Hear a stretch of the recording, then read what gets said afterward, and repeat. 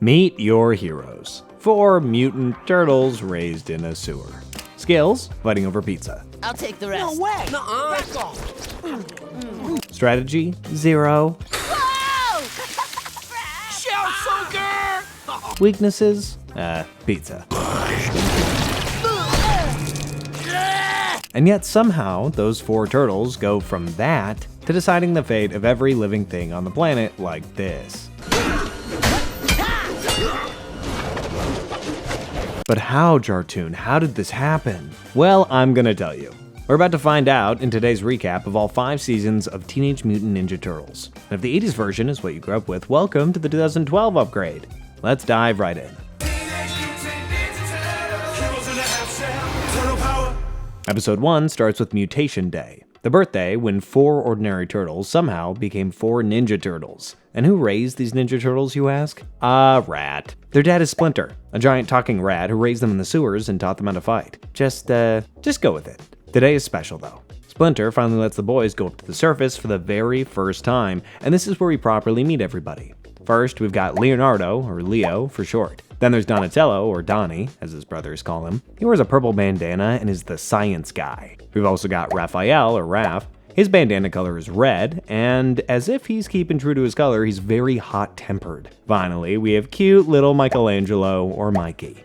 Mikey's the youngest of the 4, and let's just say that he acts first and thinks, well, eventually. Speaking of acting before thinking, the second the brothers hit the surface, Mikey spots a pizza stand. And even though he's never seen a slice before, he immediately takes a bite and decides it's his new soulmate. That's love at first bite, huh? Well, while Mikey is out here having the best day of his life, the brothers notice something off. A girl named April O'Neil and her dad Kirby were just grabbed off the street by some guys in suits. Donnie, the purple bandana turtle, sees April for about half a second and immediately catches feelings. That's 2 soulmates found in a single afternoon. Wow, wow, wow. The turtles try to stop the kidnapping, but they fail. Not because the bad guys are that good or anything, but because the brothers just won't coordinate their fighting style. By the time they get themselves together, the kidnappers are already gone, and they took April and Kirby, their victims, along with them. The turtles head back to their house, and Splinter, their rat dad, gives them a whole speech about their lack of teamwork. Surprisingly, he agrees to let them go to the surface once again to rescue April, but that's only after appointing Leo as the leader. While the brothers are tracking the kidnappers back on the surface, they find a parked van with a glowing green tube inside. This tube is full of mutagen.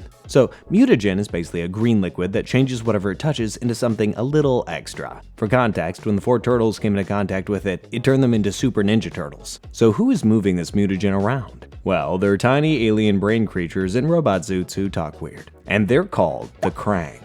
Kraang are those who are coming to this place. These alien folks have been kidnapping scientists all over the city, and nobody knows why yet. And just like that, Episode 1 ends with 4 naive, cute turtles running towards all this danger and conspiracy in search of April. In Episode 2, April is still stuck in a Kraang lab somewhere under New York City. In the lab, she's surrounded by robot guards. It's not really a great day for her, honestly. To rescue her, the turtles track down a street guy named Snake, who has ties to the Kraang.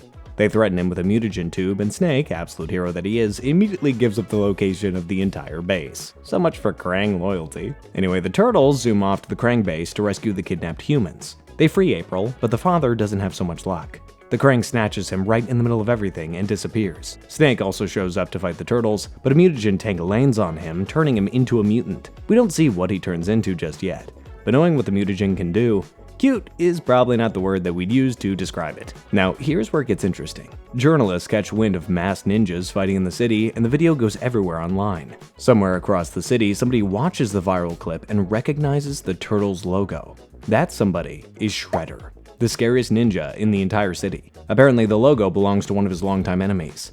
Immediately, he tells his entire army, the Foot Clan, to get ready to attack the Turtles. These boys just made the worst possible enemy, and they don't even know that he exists. Yet. Sleep well, guys. Episode 3 finds the brothers on rooftop duty, watching for Kraang activity. Now, this sounds like something important until you see what's actually happening up there. The boys are joking, they're sparring, they're arguing. They're doing everything except the mission. In the midst of all of this, a guy named Vic spots them from the street, pulls out his phone, and starts filming them. The turtles approach him and try to get him to return it, but things escalate when Vic insults them and calls them frogs. I think Vic here needs some biology lessons because clearly these guys do not look like frogs. This insult really gets to Raph. Instead of ignoring Vic and staying focused, Raph actually loses it and nearly goes over the roof's edge trying to get him. While all this is going on, the Kraang show up with their mutagen tubes, slip past everybody, and disappear into the night. Mission failed a second time.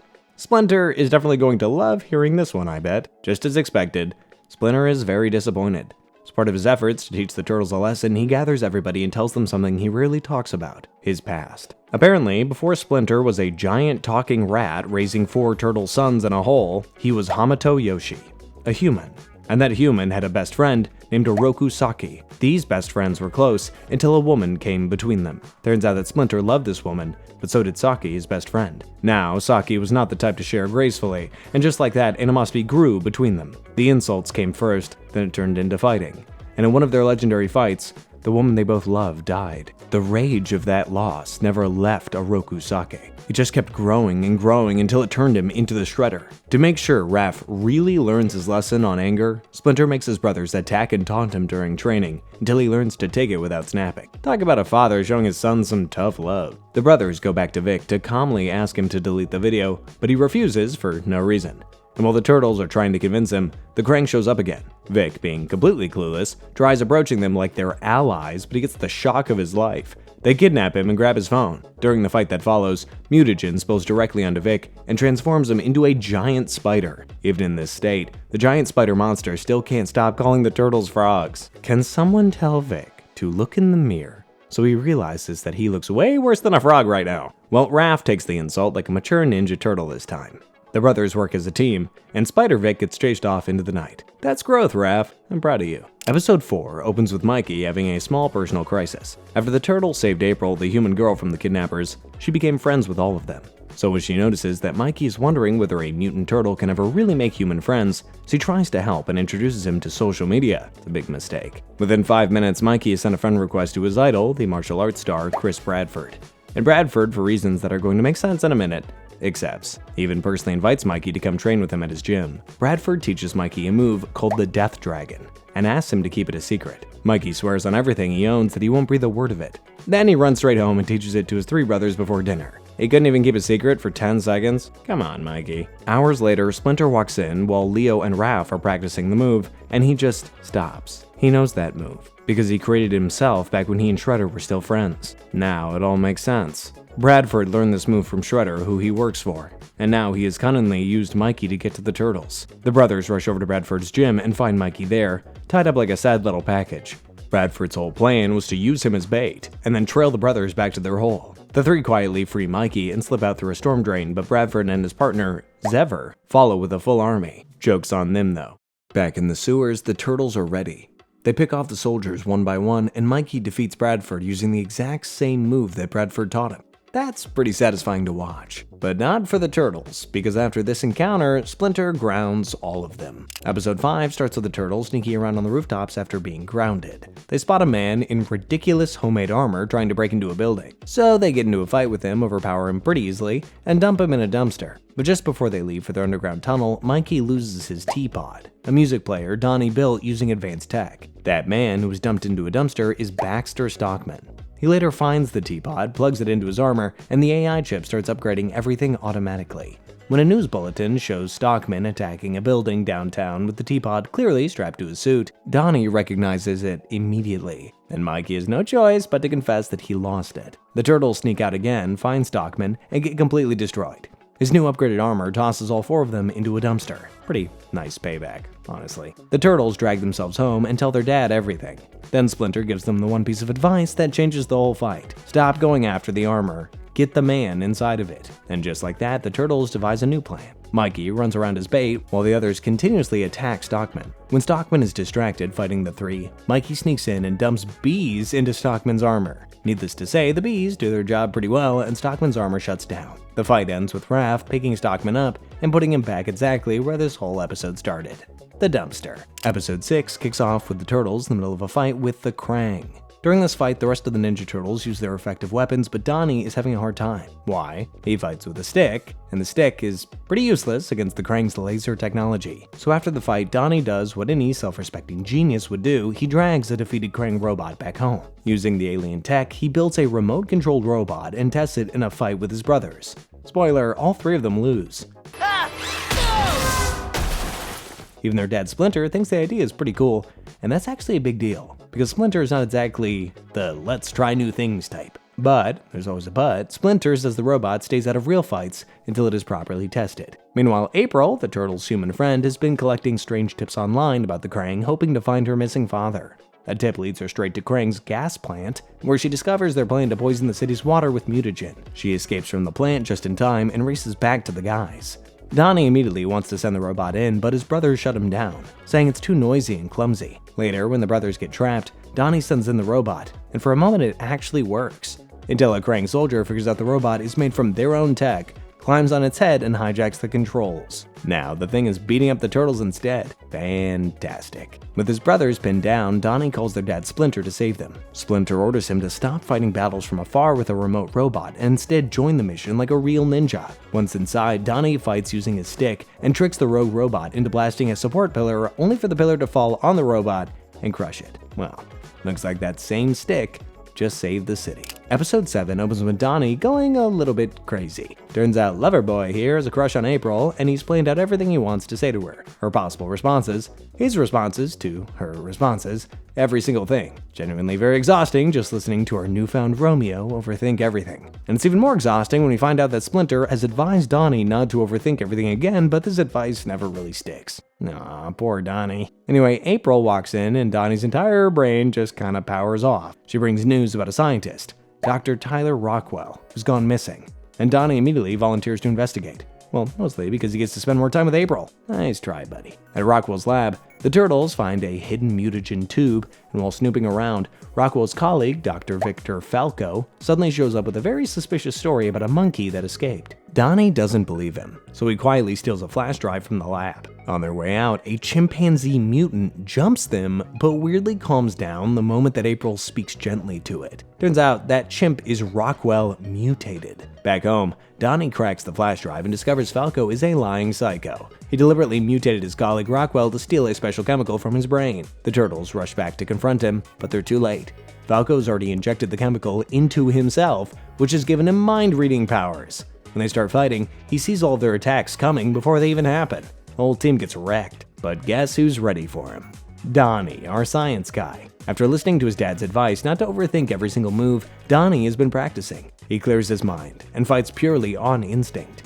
Falco, unable to predict empty thought, is overwhelmed and knocked into a ventilation duct. Nice. Episode 8 gives us our first real look at the bad guys. Honestly, it's not going great over there either. Shredder, the turtles' archenemy, is furious with the sidekicks Bradford and Xever for their continued failure to track down 4 giant turtles in a city full of people. Well, Shredder decides to change strategy. He pulls Bradford from the leadership spot and hands control to Xever, who immediately gets to work spreading word through every street gang in the city to watch for the turtles. Unfortunately for the turtles, April chose this exact day to take them out to her favorite noodle restaurant. Uh-oh. They walk straight into the Purple Dragons, a popular street gang that is trashing the restaurant and bullying the owner. On seeing them, the Purple Dragons realize they have bigger fish to fry and start attacking the turtles. This doesn't end well. The turtles beat them up, but in their mercy, they allow the goons to go without killing them.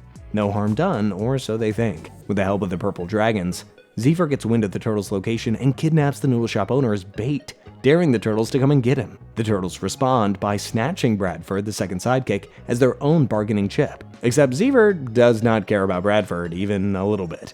The exchange goes sideways fast, and the turtles are defeated. As Xever prepares to kill them off, one of the Purple Dragon's goons they let walk earlier quietly slides a sword to them. The turtles break free, flip the whole situation around, and they win the fight. That's a little bit about karma for you. Episode 9 starts with April getting stalked by a mutant pigeon. Somehow, that's not even the weirdest part, because after the turtles track this pigeon down and defeat it, it starts talking. The pigeon introduces itself as Pigeon Pete, a former Kraang prisoner held in the same facility as April's dad. Luckily, it escaped with a warning. The Kraang are planning something massive, and time is running out. Acting fast, the team sneaks into the Kraang base Pigeon Pete mentioned. Inside, Leo, the group's leader, and Raph, the angry turtle, find April's dad locked in a cell. Her dad reveals that the Kraang are actually aliens from another planet, and their mutagen works differently on Earth than it does back home. That's why they keep kidnapping scientists to figure out how to make it properly work. Meanwhile, Mikey, the fun pizza-obsessed one, and their science guy Donnie hack into Kraang computers and find something terrifying. A mutagen bomb is set to blow on top of a popular hotel. As they rush to the hotel, they accidentally trigger an alarm. leaving them with no option but to rush and leave April's dad behind. Sorry, Dad. Now at the hotel, Bradford and Xever show up to make things even messier, but the Turtles defeat them while also defusing the bomb. I mean, come on, it's a piece of cake. In one last desperate move, Bradford stabs the mutagen bomb and it explodes just before they fall off. Wow. There's gonna be trouble next episode, guys. Episode 10 opens with the results of the evil sidekick's mutagen bath. Bradford is turned into a massive dog creature, which, fine, could be worse. Xever, on the other hand, turned into a fishman. Over to the Turtles, April volunteers to spy on Shredder's building. She disguises herself as a firefighter, jumps across rooftops, and manages to overhear Shredder's newest sinister plan. Apparently, Shredder plans to hijack a tanker full of acid that reacts violently with water, then dump the whole thing into the sewers to flood the Turtles' home and then take out Splinter. It is genuinely a very terrifying plan. Let's not get ahead of ourselves because Bradford spots her mid-spy and throws her straight into his van. Well, there goes her spying career, I guess. Now, the team has to split. Donnie and Raph go after April, while Leo and Mikey chase down the acid tanker. During the pursuit, Leo's weapon accidentally punctures the tank. Knowing the acid detonates on contact with water, he orders Mikey to throw water at it, triggering a blast that destroys the truck before it even reaches the sewers. Donnie and Raph also get April out fine, and everybody makes it home. Back at Shredder's place, Bradford, the sidekick, limps in to report failure number... Honestly, I've lost count at this point. Moving right along to episode 11, Leo and Raph are bickering during training. Pretty normal stuff. Except this time, their dad has finally had enough and forced them to spar together against their other brothers, Donnie and Mikey. Leo and Raph win easily, and immediately start calling their brothers the inferior B team. Anyway, the team heads out on another mission to track down the purple dragons who stole April's phone. This seems simple enough until little digging robots suddenly burst through the floor and the whole thing falls apart. Leo splits the team, he and Raph chase the robots underground while the B team, Donnie and Mikey, go after the phone. Leo and Raph's investigations lead them straight to Baxter Stockman, the scientist they threw in the dumpster back in episode 5. And oh boy, he's been busy. Dude came back with an entire army of mousers. Tiny robot rats that can chew through anything. To get revenge on them, Stockman sprays Leo and Raph with a red tracking mist, and suddenly, hundreds of these mousers are hunting them through the city. Meanwhile, Donnie and Mikey find April's phone at a factory where Bradford, Shredder's sidekick, has it. Guess what he's trying to do with it? He's planning to hack the phone and trace the Turtles' hideout with it. Back to our oh-so-superior team. When Leo and Raph realize the mousers aren't losing their trail, they do something truly painful. They swallow their pride and call Donnie for help. The audacity of needing the B team. However, in their defense, the B team wasn't doing so well either. Bradford had strung them up in chains and is planning to torture them for info. But when Leo and Raph burst in, they use the distraction to free their brothers. Donnie, finally getting his moment, destroys April's phone to stop the hack, then redirects Stockman's tracking mist straight onto Stockman and Bradford. The mousers, bless their tiny robot hearts, immediately turn on their own creator. The episode ends with Bradford dragging Stockman to his boss, who sees potential in the nerdy scientist. In episode 12, something is tearing through a Kraang facility. Whatever it is, it's wounded, cables hanging off its body, and it couldn't care less. It fights its way out and disappears into the sewers. When news breaks about a reptilian monster attacking people, the Turtles go to investigate and find a massive mutant alligator still going at it with the Kraang. They jump in to help, and the moment the fight ends, the alligator collapses. Every brother wants to leave him there. Well, except Mikey, who does what Mikey does best, and, convinces everybody to drag the giant angry alligator home. Because, sure, why not? The alligator wakes up chained in their house, confused and angry, which is really the only reasonable response to this kind of situation. Then Mikey hands him some of his famous pizza noodle soup. Somehow, against all logic and science, the enormous wounded alligator loves it. Between spoonfuls, he tells them his whole story. He was once a pet before the Kraang stole him and experimented on him for months. During his escape, he stole the Kraang's power cell, a glowing battery that powers the portal to Kraang's planet, meaning without it, they're completely stuck on Earth. When the Turtles retrieve the power cell from the alligator's hiding spot, he immediately loses control and attacks everybody, including Mikey, his friend, so their dad steps in personally and drives the alligator out of their home. Mikey finds him anyway, refuses to give up on him. His brothers follow him, obviously. When the Kraang attack, the alligator hands Mikey the power cell and stays behind to hold them off, protecting his new friends. In episode 13, Dr. Falco, the scientist who went crazy over mind-reading powers, is working late in his lab, desperately trying to recreate the special chemical that gave him those abilities. Unfortunately, he's stuck with only rats as his test specimens, and just when he thinks he's finally cracked it, the rats chew through some wires and the whole lab explodes. Classic rookie mistake. This fire really should have killed him, but instead, his chemical saves his life by connecting his mind to every single rat in the city. Well, he takes what he can get and names himself Rat King. When an army of rats take over New York, the Turtles figure out quickly that somebody is pulling the strings.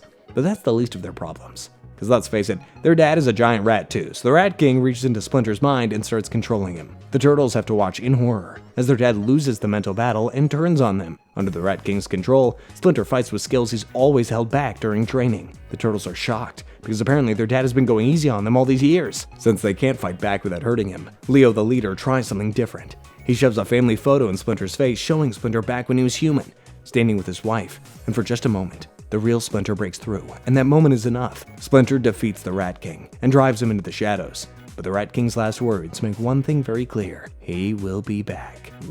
See us shaking in our boots. In episode 14, Snake is back, but this time the mutagen tank that fell on him in episode 2 has turned him into a literal weed. Anyway, he's back and targeting pizza delivery people all over the city because he knows the Turtles can't resist a good pie. Well, isn't that just a smart weed? While chasing him, Leo and Raph start arguing about leadership tactics.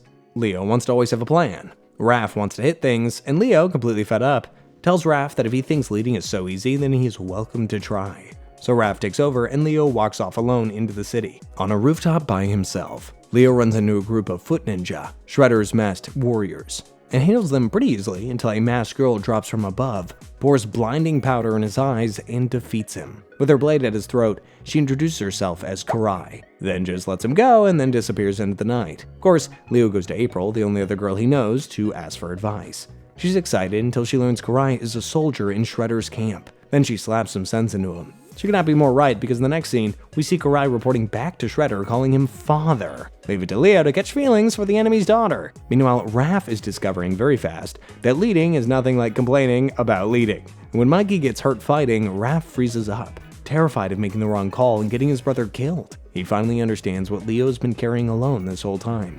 The brothers eventually find each other, team up, and take Snakeweed down together. And Raph apologizes to Leo. Well, more like shouting this apology in Leo's ears. In episode 15, Karai and her soldiers are out on patrol when she spots the Turtles fighting strange robots below. When one of the robots cracks open mid-battle and a tiny pink brain creature drops out from inside, Karai is wowed by the Kraang structure. Down on the street, Leo spots her watching, immediately starts showing off, taking down every robot with way more style than necessary. Back at their hole, Raph tries to call Leo out about his little crush, but April shows up before he goes anywhere. She brings news about her school's DNA project, where students submit their samples to learn about their ancestry. Sounds fun and completely harmless, right? Trust me, it's neither of those things. The next day, a woman named Miss Campbell shows up at April's school to pull her out over her DNA results. April immediately clocks that something's wrong from the robotic voice and hides while texting the Turtles. Miss Campbell turns out to be a Kraang. Immediately, the Turtles start investigating, and they trace everything back to a building where the Kraang have been collecting DNA from every species on Earth. Karai shows up also, and reluctantly teams up with them to attack the Kraang. But then something happens. All the collected DNA accidentally combines into Justin, a horrific monster with octopus tentacles, electric eel powers, and cobra venom. His normal-ass name does not do him justice. It's so dreadful that even the Kraang start shooting at it because they have no idea what they made. That's when Karai abandons them. She steals one of the dead Kraang to satisfy her curiosity, then leaves the Turtles to face the enemy alone. Well, Leo finally comes to his senses. Karai is not a person to be trusted. Back at her father's place, Karai drops the stolen Kraang on the table. Shredder looks at it very carefully, but whatever he's thinking, it's definitely not good. Episode 16 opens with Donnie blowing our minds again.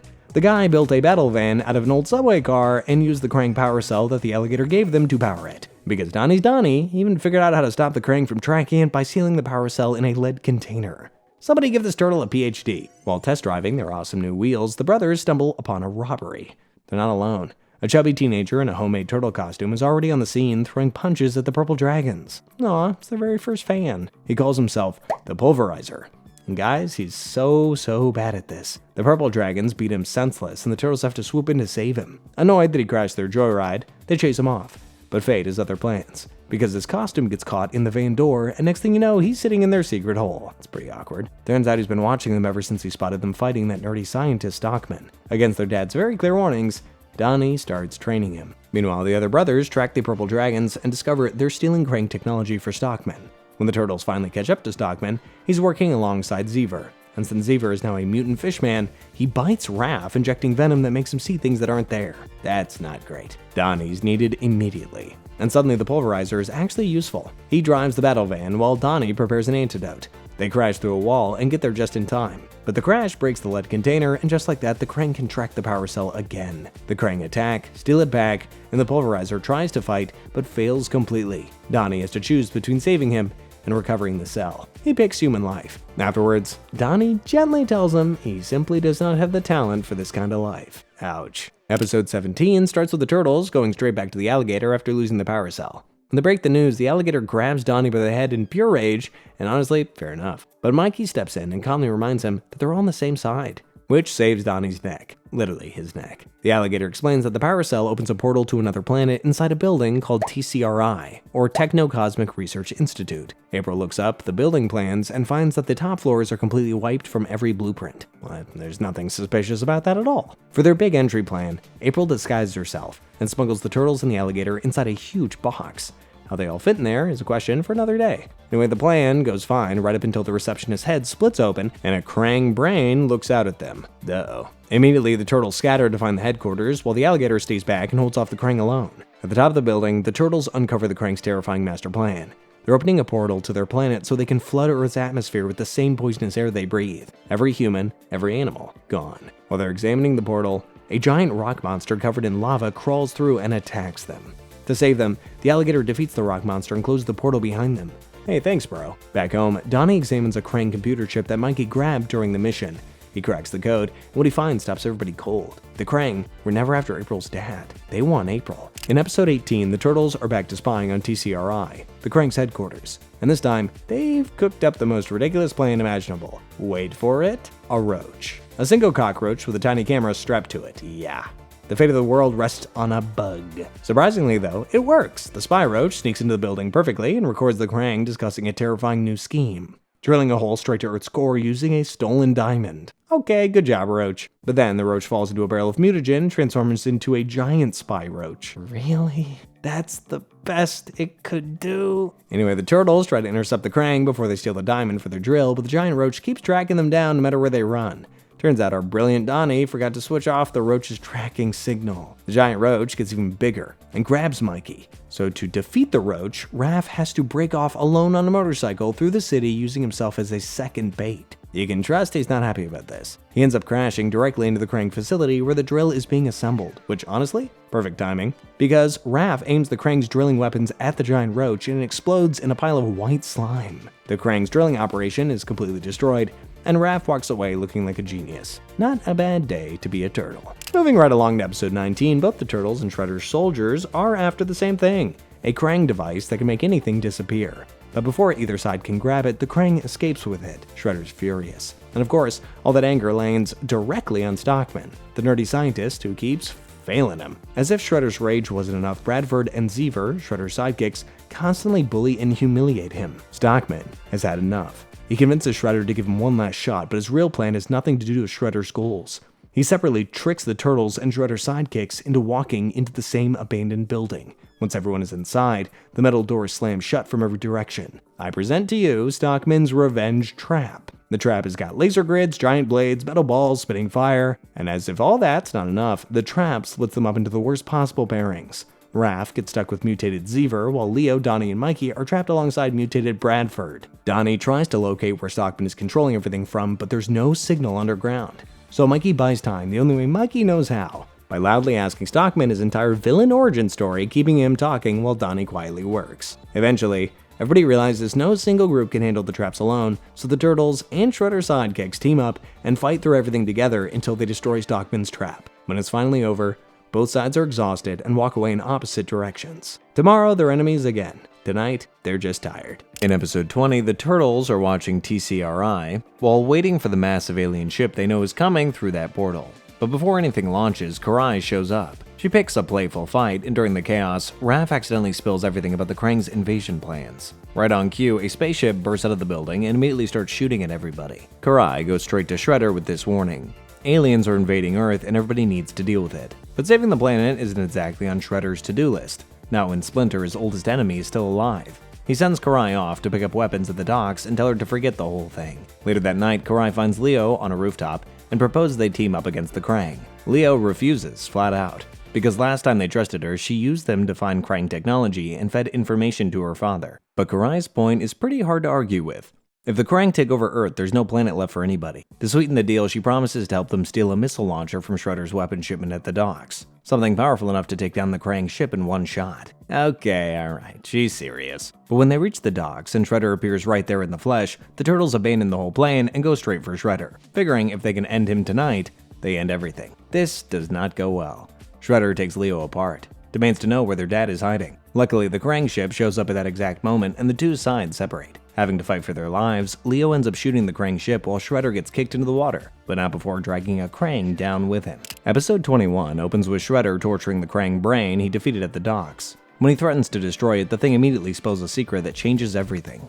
Who is this April O'Neil? She is the one known as the One. Shredder doesn't even blink before sending Karai out with one job: bring April in. Back with the good guys, April's on her way to grab some food when this super nice girl named Harmony comes up and starts chatting with her. They hit it off, grab noodles at a restaurant, and everything seems fine until Harmony orders turtle soup. Plot twist, Harmony is Karai in disguise and she's definitely not there to make friends. April tries to bolt, but Karai grabs her before she gets 2 steps away. Thankfully, the restaurant owner saves the day by dumping a pot of hot soup over Karai's head, and April uses every second of that distraction to steal a delivery bike and tear off through the city with Karai right behind her. Meanwhile, the Turtles have discovered something alarming. The Kraang are quietly poisoning Earth's water supply, and have already been doing it for a while. They infiltrate an underwater Kraang base to blow up the chemical tanks. That's the exact moment April calls Donnie in a panic, causing him to completely lose his head. Leo and Raph drag Donnie back on task, and he rigs the base to blow in 90 seconds before a mutant sea creature attacks and renders them unable to rescue April. Turns out, they didn't need to worry, because April's got it covered. During her fight, she kicks Karai straight down a subway staircase and escapes on her own.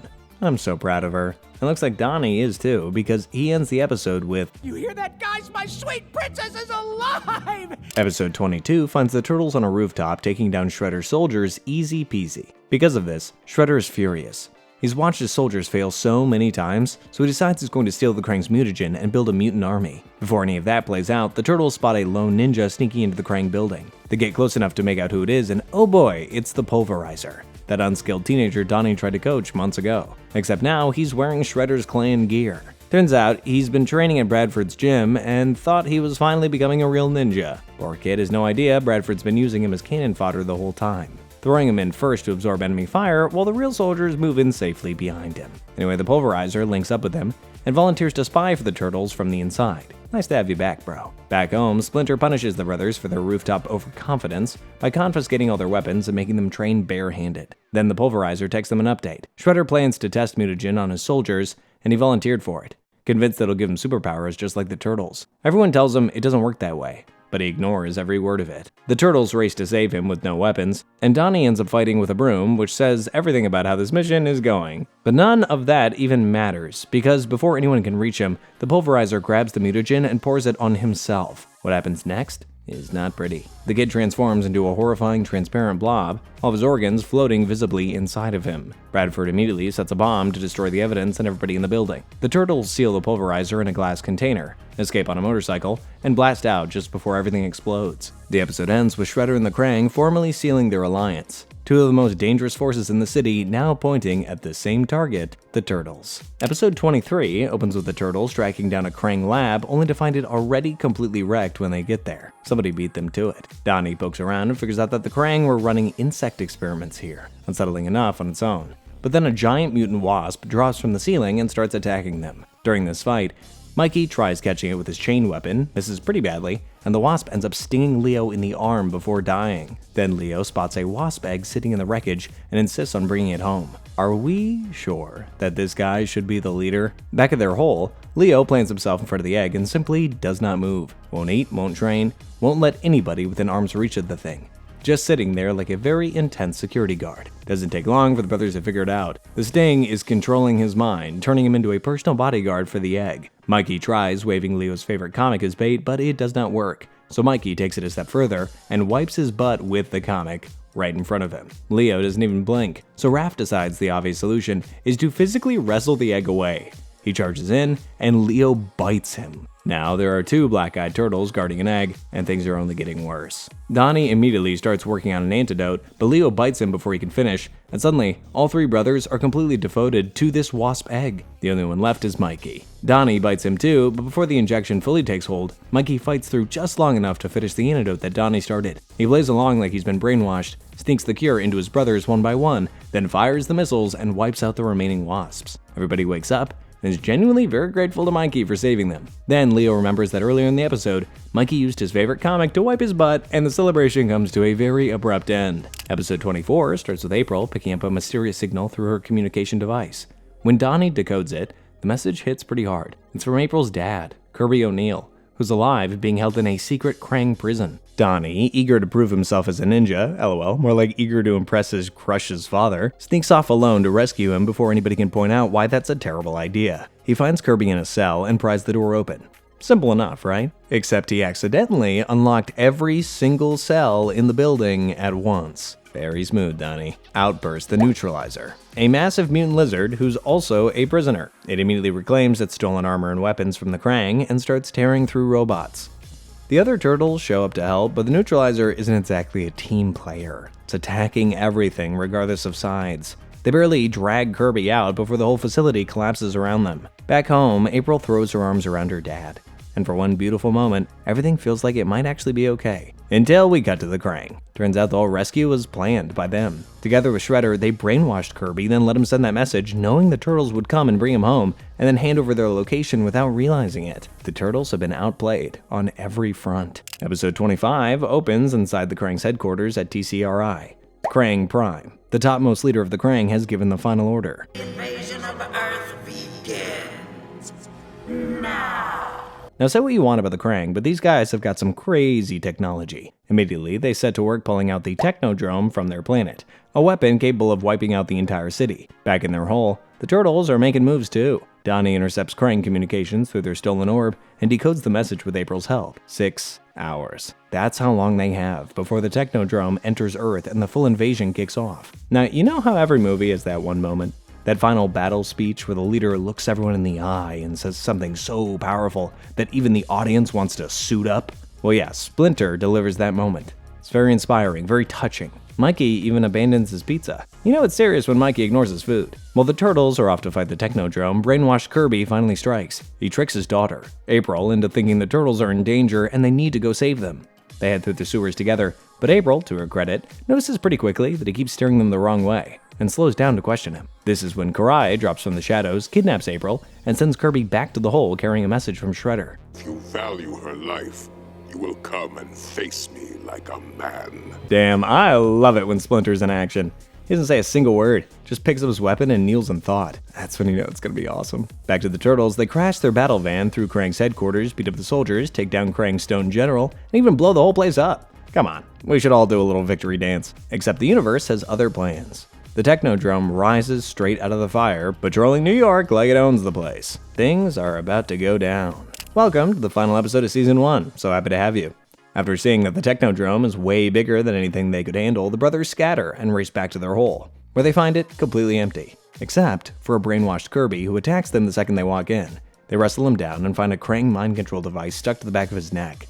They pull it off, and Kirby, finally himself again, tells them everything. It's too late though. City's already burning above them. Speaking of things going terribly wrong, let's check in on Splinter. Splinter and Shredder are going at each other with everything they have, but Shredder, realizing that he's losing, decides to fight dirty. Mid-battle, he reveals that Karai is not his daughter by blood. She's actually Miwa, Splinter's own biological daughter. Stolen the night Shredder murdered Splinter's wife and raised under a lie her entire army life. Told over and over again that Splinter was the one who destroyed her family. Splinter's furious. He knocks Shredder's helmet off, revealing a face full of deep, horrible scars underneath. Just as he's about to deliver the final blow, Karai walks in, and Shredder, flat on the ground, immediately tells her to attack. Splinter's pained. He can't possibly attack a daughter he just discovered that he has. He takes the hit from Karai and disappears into the night. Meanwhile, the Technodrome is flying over New York, firing capsules into the streets to capture humans. The turtles sneak into one of the capsules and start fighting their way through the Technodrome. In another part of the Technodrome, April is being held by this giant octopus-looking Kraang. Apparently, April's DNA is special. The Kraang need her brain juice to learn how to survive fully on Earth. Lord knows why they can't just stick to their own planet. While the turtles are making their way through the Technodrome, they reach April and get cornered directly by the octopus Kraang. Uh-oh. The fight kicks off, and Leo, ever the leader that he is, holds the octopus Kraang back with a huge chain while ordering his brothers onto an escape capsule. They trigger the Technodrome self-destruction on the way out. Leo also makes it out, by the way. Remember, the guy's a turtle. Water's got nothing on him. Back in their hole, the turtles are having a dance party. The invasion has stopped, Splinter's back, and Season 1 is ending on a high note, and everybody's doing pretty good, honestly. Nobody is checking the bottom of the river, though, because down there, sitting quietly in the deep water, the Technodrome's lights begin to flicker back on, one by one. Season 2 kicks off with the turtles riding their big win against the Kraang, and Mikey is already... If we didn't stuff him in that microwave, the Earth would be drowned in living cheese! Guys, nobody remembers this demon. Donnie, meanwhile, has accidentally led the whole group straight to April's apartment. The reunion is pretty awkward, though. April explains that she's been keeping her distance because her dad is having nightmares about the Kraang and barely lets her leave the house. The turtles, however, assure her that the Kraang threat is totally finished. Joke's on them, though, because across the city, Shredder's already meeting with the Kraang about a brand new shipment of robotic soldiers. The victory was real, but the war is definitely not over. Back at their hole, the boys have turned their Kraang intel system into a ball until boom, it activates. Donnie decodes a signal about a Kraang ship moving cargo, and April reluctantly agrees to help from a rooftop while the turtles attack the ship. They defeat the ship, and inside they keep trash talking the Kraang right until a massive Kraang beast appears and just totally ruins the vibe. So uncool. During the fight, it ruptures the mutagen cargo on the ship and spreads all over New York. One mutagen can drops straight towards April, but before she can move, her dad steps in front, taking the full hit. Oh man. It turns him into a giant bat creature. The turtles eventually cage him, but when April finds out the spill was their fault, she cuts them off completely. Wow. Welcome to Season 2, everybody. In Episode 2, the turtles are cleaning up their mess by hunting all the mutagen tubes scattered in the city. Donnie's tracker eventually locks on and leads them to an abandoned theater where they find a half-empty tube. Somebody drank half and saved the rest? Love me a polite monster. Then a homeless man around the corner starts screaming as a squirrel leaps straight into his mouth and knocks him out cold. Guess it wasn't so polite after all. The turtles drag the man back to their hole to run tests on him, and he throws up not one, but two squirrels that scatter into their hole into opposite directions. These things replicate inside a host. Oh, that's fun. Just kidding. That's gross. Immediately, they start chasing it through their lab, the gym, bedrooms, and things get considerably worse when one leaps into Raph's mouth and he shortly after vomits up two more. Oh man, I don't know how much I can keep doing this. They keep growing into full-sized glowing squirrel bots that defeat the brothers and push them into the sewer tunnels, or they're completely surrounded and running out of ideas. When everything looks hopeless, Mikey, yes, would you believe Mikey, remembers something from his comics. These things are drawn to food. He grabs popcorn, lures every single squirrel bot into a sewer vault, and floods it. Nice. I love when Mikey saves the day. You can be sure he's milking every second of this win. The final shot shows one squirrel bot still looking in the tunnels. I feel like that's definitely going to be a problem. Moving right along to Episode 3, the turtles find another mutagen can during their cleanup of the city. 1.5 down, 63 more to go. But hey, progress is progress. Meanwhile, Shredder's gang has finally gotten that shipment of robotic soldiers that they've been waiting for. Before Shredder leaves for Japan, he strictly forbids his daughter from moving against the turtles. But you know, classic teenager. As soon as her father leaves, she starts cooking up traps. When Donnie picks up a mutagen signal in a warehouse basement, the team rushes in without waiting for Leo and walks straight into Karai's trap. The robotic soldiers overwhelm them instantly, and Karai captures Leo. Something tells me this might be a little personal. She lets the bots loose on him alone, then makes her point very clear. She hates Splinter, because she believes that he stole her mother from her. The others break in, defeat the soldiers, and rescue Leo. Afterwards, Leo asks Splinter directly about Karai's accusation, and Splinter tells him the true story. That Karai is his biological daughter. So that would make her the Turtles' stepsister? I mean, I guess. Episode 4 opens with Donnie in full panic mode. April still won't talk to him, and his best shot at fixing this is curing her dad. He keeps making batch after batch of reverse mutagen, but they never work. What he completely misses is the Pulverizer, now a mutated blob in the Turtles' house, quietly absorbing the spoiled mutagen and Donnie's love life woes. Trouble. Meanwhile, April is outside trying to live a normal life when she meets Casey Jones. They become friends pretty fast. When Donnie spots them together, he misreads the whole thing as a date and spirals straight back to the lab to vent even more to the mutated Pulverizer. Great, now Pulverizer has a full picture. While Donnie trains with Splinter, the blob Pulverizer finishes mutating and breaks out as a bigger blob, but this time with limbs. Finally, he's got legs. Talk about evolution. And after listening to Donnie rant about April all day, those legs have only one mission: find April. By the time the Turtles figure out what happened, Pulverizer's already found April. He wants to be her friend. But Casey, the guy with her, doesn't have that much luck. Donnie hates Casey, so the Pulverizer hates Casey too. Luckily, the Turtles arrive just in time. Then the Pulverizer suddenly turns on the Turtles, wanting to keep April all to himself. Anyway, his betrayal doesn't last because he runs out of mutagen and his blob body kind of powers down. Immediately, the Turtles load him inside their car. Once inside, he reabsorbs mutagen, and then he escapes again. The final fight ends with Donnie secretly feeding him spoiled mutagen that freezes him solid. Moving right along to episode 5, the brothers have started a disaster. And this time, it's in the kitchen. Donnie burns the toast, Raph juices oranges with his weapon. The kitchen is destroyed in under a minute, all because Mikey, the one brother who can actually cook, never showed up. When they finally drag him out of bed, his face is covered in green boils, and you can already guess his reaction to looking in the mirror. I do not let my appearance affect me. Well, yeah, 'cause old people never care how they look. Fortunately, the boils aren't deadly, but if one of them pops, it could trigger a chain reaction that turns Mikey into one giant exploding boil. Gross. If I were to describe the general texture of this TV show, it would be slippery and gooey. Blech.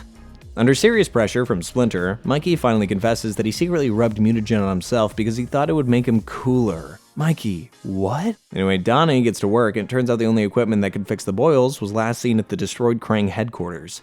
The Turtles head over to grab it, but Baxter Stockman is already there scavenging the wreckage. Before they can get the equipment, Bradford crashes in and kidnaps both Stockman and the equipment. Back at their hole, the clock is ticking. Nobody has any idea where Bradford took Stockman, except Mikey, who suggests Stockman's old lab. Come on, nobody listens to Mikey. Frustrated at his boiling point, I just had to sneak that one in. Mikey goes to the lab alone, turns out to be right. Bradford is there, forcing Stockman to use the centrifuge and some chemicals to turn him back to a human. When he tries to steal the centrifuge, Bradford spots Mikey, and during their fight, Mikey knocks Bradford into a mutagen tank and he mutates into a far more dangerous dog. Pretty ugly too, if I might add. Minutes later, the rest of the Turtles arrive, and Donnie floods and electrocutes the whole lab to finish the fight. Back home with the equipment now in their hands, Donnie cures Mikey completely. Look at that.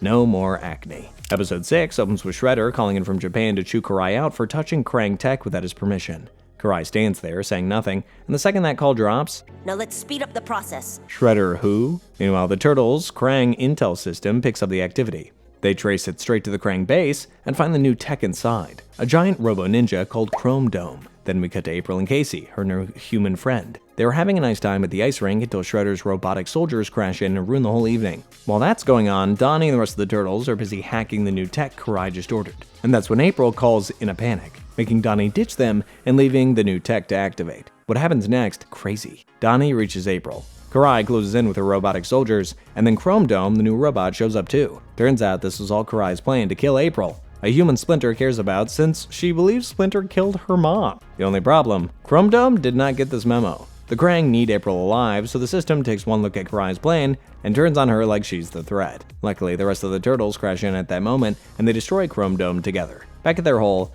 April forgives everybody and kisses Donnie on the cheek. The city is safe. Donnie's brain is completely gone, and somehow this is a win. Episode 7 starts with everything going wrong all at once. Raph's magazine collection is destroyed, Donnie blows up part of the lab with his mutagen experiment, and Raph's pet turtle nearly gets caught in the blast. That last one really does it. Raph seizes the mutagen can from Donnie and does what he always does when he's upset, talks to his turtle. He starts venting about being sick of the team, wanting to go solo, how everything would be better without his brother slowing him down. It's a nice therapy, until he goes out for a minute and a mutagen spills on his pet. Oops. At once, his pet mutates into a giant spike-covered turtle who immediately agrees with every single word that Raph just said. His name is Slash. It's basically Raph's bad decisions with arms and teeth. Slash's first bad decision? Kill the remaining turtles so he and Raph can go on missions together. He starts attacking Raph's brothers one by one, and that's when their friendship crashes. Well, that didn't last very long. Raph and his pet Slash immediately start fighting, but this hit's different because Slash knows exactly what makes Raph tick and uses every bit of it. When Slash tells him anger is their only strength, Raph finally gets Slash's weak point. He presses a pressure point that calms people down, and Slash loses his footing. Raph tries to save him, but it's too late. His pet turtle falls down the building. That's turtle on turtle violence, man. Episode 8 starts with Casey, April's human friend, jumping across rooftops with a hockey stick while convincing himself he's some sort of superhero. Finally, he gets a chance to prove his hero theory when he spots the Purple Dragon's goons robbing somebody. Then we switch to the Turtles' home where Splinter, their dad, is running a training session to show each turtle their weak spots. Things get pretty heated fast. Leo wins, Raph loses control and hurts him. Then he storms off and runs directly into Casey, who's still buzzing from his Purple Dragon moment. What happens next is a full fight between a Ninja Turtle and a masked kid with a hockey stick. Casey tases Raph and vanishes, leaving Raph alone on a rooftop thinking very uncomfortable thoughts. The next day, Raph tries to apologize to Leo, turns into another fight. So Raph storms off again, this time accidentally leading Casey and a squad of robotic soldiers straight back to the hole. Casey sneaks in expecting 1 turtle and finds 4, and a giant talking rat. To his credit, he doesn't immediately run. April shows up and saves everything by doing quick introductions before Casey can swing at anybody. Raph and Casey end up back in a subway chase, stopping the robotic soldiers before they can expose the hole. Finally, Raph has found the one person in New York who matches his energy, but he will never, ever say that to Casey. In episode 9, the turtles are hanging out with April when she suddenly discovers somebody's watching them. They chase the man and finally corner him in an apartment, covered in photos of the turtles, mutants, and Kraang activity. His name is Jack Kurtzman. A journalist who's been investigating the Kraang for months, Jack skips the small talk entirely. He tells them April's mom was experimented on before April was even born. And April, sweet, normal April, is the result of those experiments. Her DNA works with mutagen in a way that no other humans does. She's still processing all of this when Kraang soldiers kick the door in. The team grabs Kurtzman and runs, and he gives them a plan. Get into the rebuilt TCRI and wipe every file the Kraang have on April. Inside TCRI, April starts picking up actual Kraang thoughts, full invasion plans playing in her head. Before the alarms go off, she gets snatched. The turtles give chase, and then gets completely fooled by a fake April android that locks them inside a poison-filled room. Donnie destroys it, and they find the cloning lab, rows of April copies, all grown just to harvest her DNA. The Kraang immediately release a failed horrifying clone on them as a welcome gift. Lovely host, these guys. Raph sets the real April free, while the brothers handle the clone. When the Kraang close in, April lets out a psychic blast that destroys the clone and drops every Kraang in the room flat. Oh, I guess this girl's got crazy powers. Back home, Donnie runs her blood work and confirms what the Kraang always knew. Part human, part Kraang. She's been a mutant her whole life, but she never knew it. Episode 10 kicks off with everybody going gaga. Leo keeps dreaming that he failed his team. Casey's hallucinating rats swarming all over him. April's convinced her mutated dad is chasing her. Raph also joins the nightmare group dreaming about a roach, and that's when Donnie figures out fast a mushroom creature is blasting spores through the tunnels that find each person's biggest fear and play it back live. Free nightmares, courtesy of a fungus, only in New York. The remaining turtles start investigating immediately and discover that Fungus mycelium, a tiny mushroom with dancing legs, has been sitting in the tunnels eating everybody's fear. Trust our science guy turtle to come up with a cure. Sunlight. To kill the mushrooms, they have to find a way to destroy the tunnels and let the sun shine through. Pretty easy stuff, right? Until the spores hit them and the whole team falls apart, leaving Leo standing alone, surrounded by hallucinations of everybody he was supposed to protect. Jeez. It's the exact nightmare he was stuck in at the start of the episode. Just with much scarier visuals now. The guy's a leader though. He fights through the hallucinations and collapses the ceiling to flood the cave with sunlight. Every mushroom vanishes at once, and the whole team snaps back to reality. The episode ends with Mikey pulling out a mushroom pizza with one of the toppings twitching on its own. Nobody touch it. Episode 11 opens with Donnie unveiling his newly upgraded Metalhead. Tougher, smarter, and built to... Outstanding work, Donnie. Knock your brother's head off. The celebration's cut short anyway when alarms go off and Vic, the spider mutant from season 1, comes sprinting through the sewers screaming for help. Remember him? He was the human calling the turtles frogs before mutagen fell on him and he became a spider. Hard to forget, but just in case we need to recap. Kraang's soldiers appear and drag him to the surface. Leo decides that they have to follow, not because anybody particularly likes Vic, but because if the Kraang want him that badly, they want to know why. The turtles chase the Kraang through the city with Metalhead driving, which is exactly as terrifying as it sounds. They lose the trail at a garage and find nothing useful inside, so the team heads home empty-handed. On the way back, Metalhead starts glitching really badly, so the turtles decide to shut him down before something goes wrong. Metalhead's response is to lock everybody in the lab and walk out the front door on his own. Thanks for nothing. Tracking him leads the turtles to a hidden Kraang prison full of every mutant that they've ever met. Vic the spider, Raph's pet turtle, April's dad, Kirby. All of them are strapped with mind control devices and being turned into soldiers. Metalhead is already there, and surprisingly, he's on the good side, quietly freeing prisoners with nobody telling him to. A massive fight breaks out, everybody escapes, and Metalhead holds the exit open until the last person through. He doesn't make it out himself. All that comes back is his head. Damn. Guess I misjudged you, Metalhead. You're a true hero. Episode 12 picks up with Splinter training the brothers when he suddenly stops mid-fight, eyes going red, and shuts the whole thing down. Something's wrong with their dad. It's not the kind of wrong a weapon can fix. Meanwhile, April is hanging out on the road with two human friends, Casey and Irma, when she finds a stray kitten on the street and brings it back to the hole. When Mikey has an ice cream accident that splashes into one of Donnie's experiments, the kitten licks the mess off the floor and mutates into Ice Cream Kitty. What does Mikey do? Confess, perhaps? No, he stuffs the kitten in the freezer and doesn't tell anybody. Upstairs, Splinter finally tells the Turtles the truth. The Rat King is back and has been inside his head building a plan to flood the streets with rat people and take over the city. The Turtles rush out while Splinter stays behind, fighting a battle that nobody else can see or help. Outside, the Turtles and Casey use Mikey as cheese-covered bait to round up rats, which works embarrassingly well.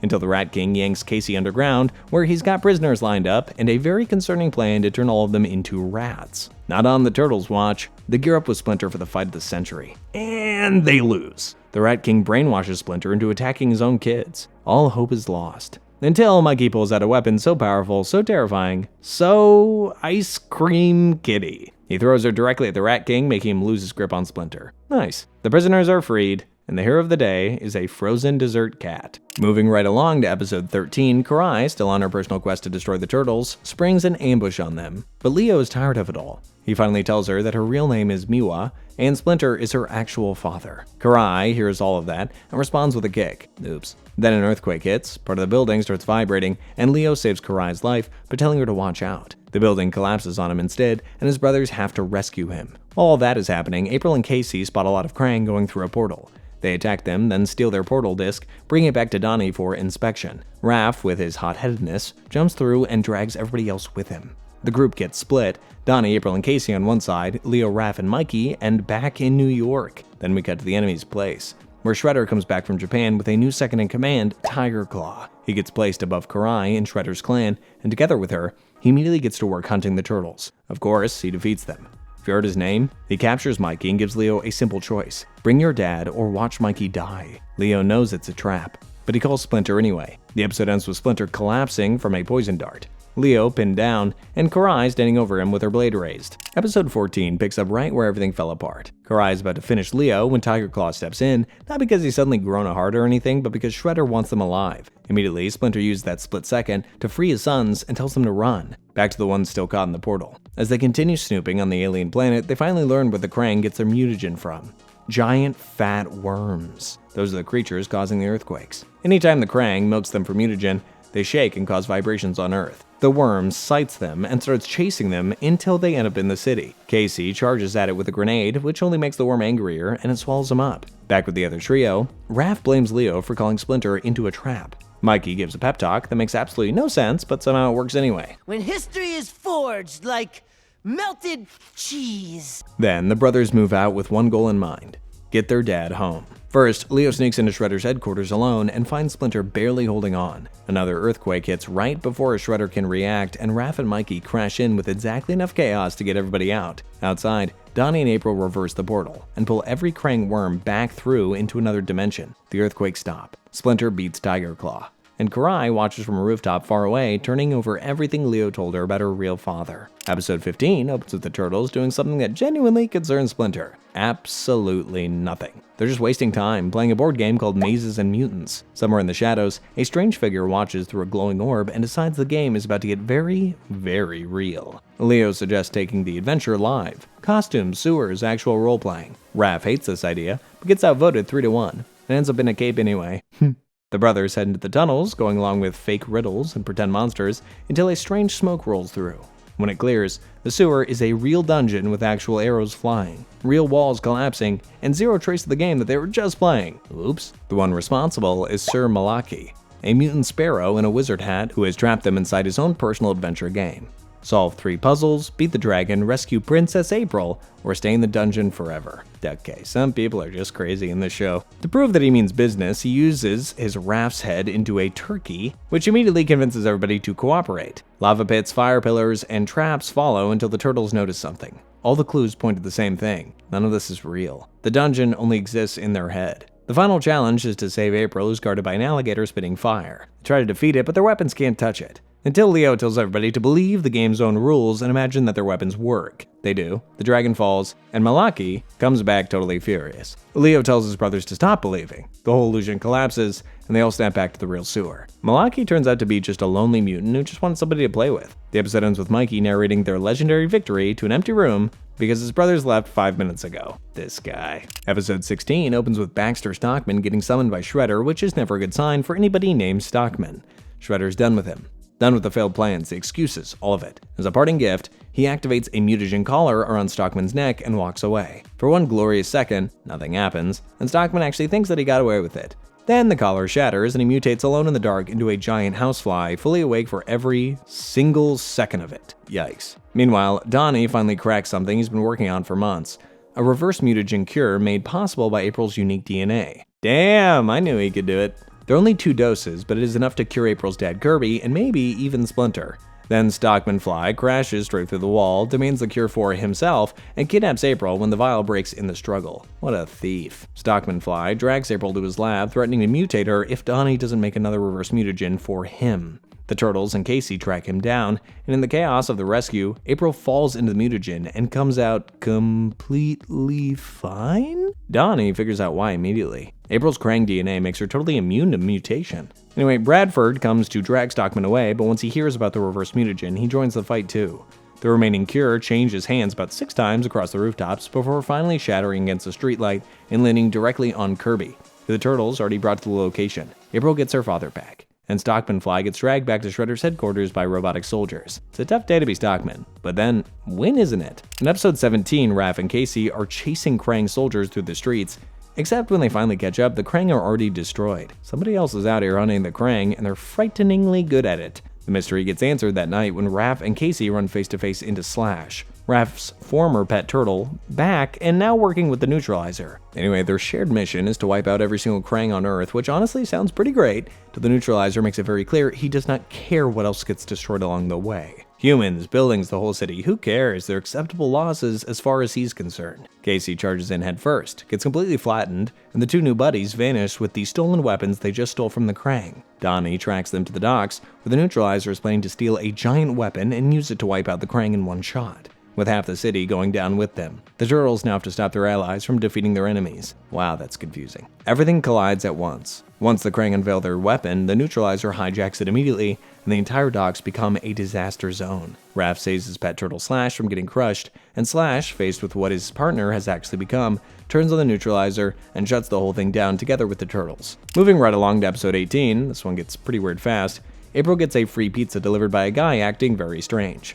Those sort of things never end well, so she throws it away, until the pizza starts talking to her. So she opens it up, and whoop, something from the pizza grabs her. Girl, the pizza was talking. Back at their hole, the brothers discover every pizza place in the city has gone completely dark at the same time, which hits Mikey like a personal tragedy. He decides to make his own from scratch, a creation so chaotic that his brothers physically refuse to go near it. To investigate the reason for the scarcity in pizza, the brothers order from a suspicious place called Antonio's, which has been running a very strange commercial about how much everybody should love their pizza. Mikey's sent to pick it up under strict instructions not to eat anything. He opens the box, the pizza whispers, "Eat me," and Mikey does not eat it. It's a personal record. But then it attacks him and scatters all over his body, so his brothers believe that he ate it. Mikey heads out alone and finds the city absolutely crawling with people whose faces have merged with living pizza. Even April's under the spell. He rushes back to the hole and finds the worst possible sight. The Turtles and Splinter have already eaten the remaining Antonio's order and are now zombified. Mikey's completely on his own.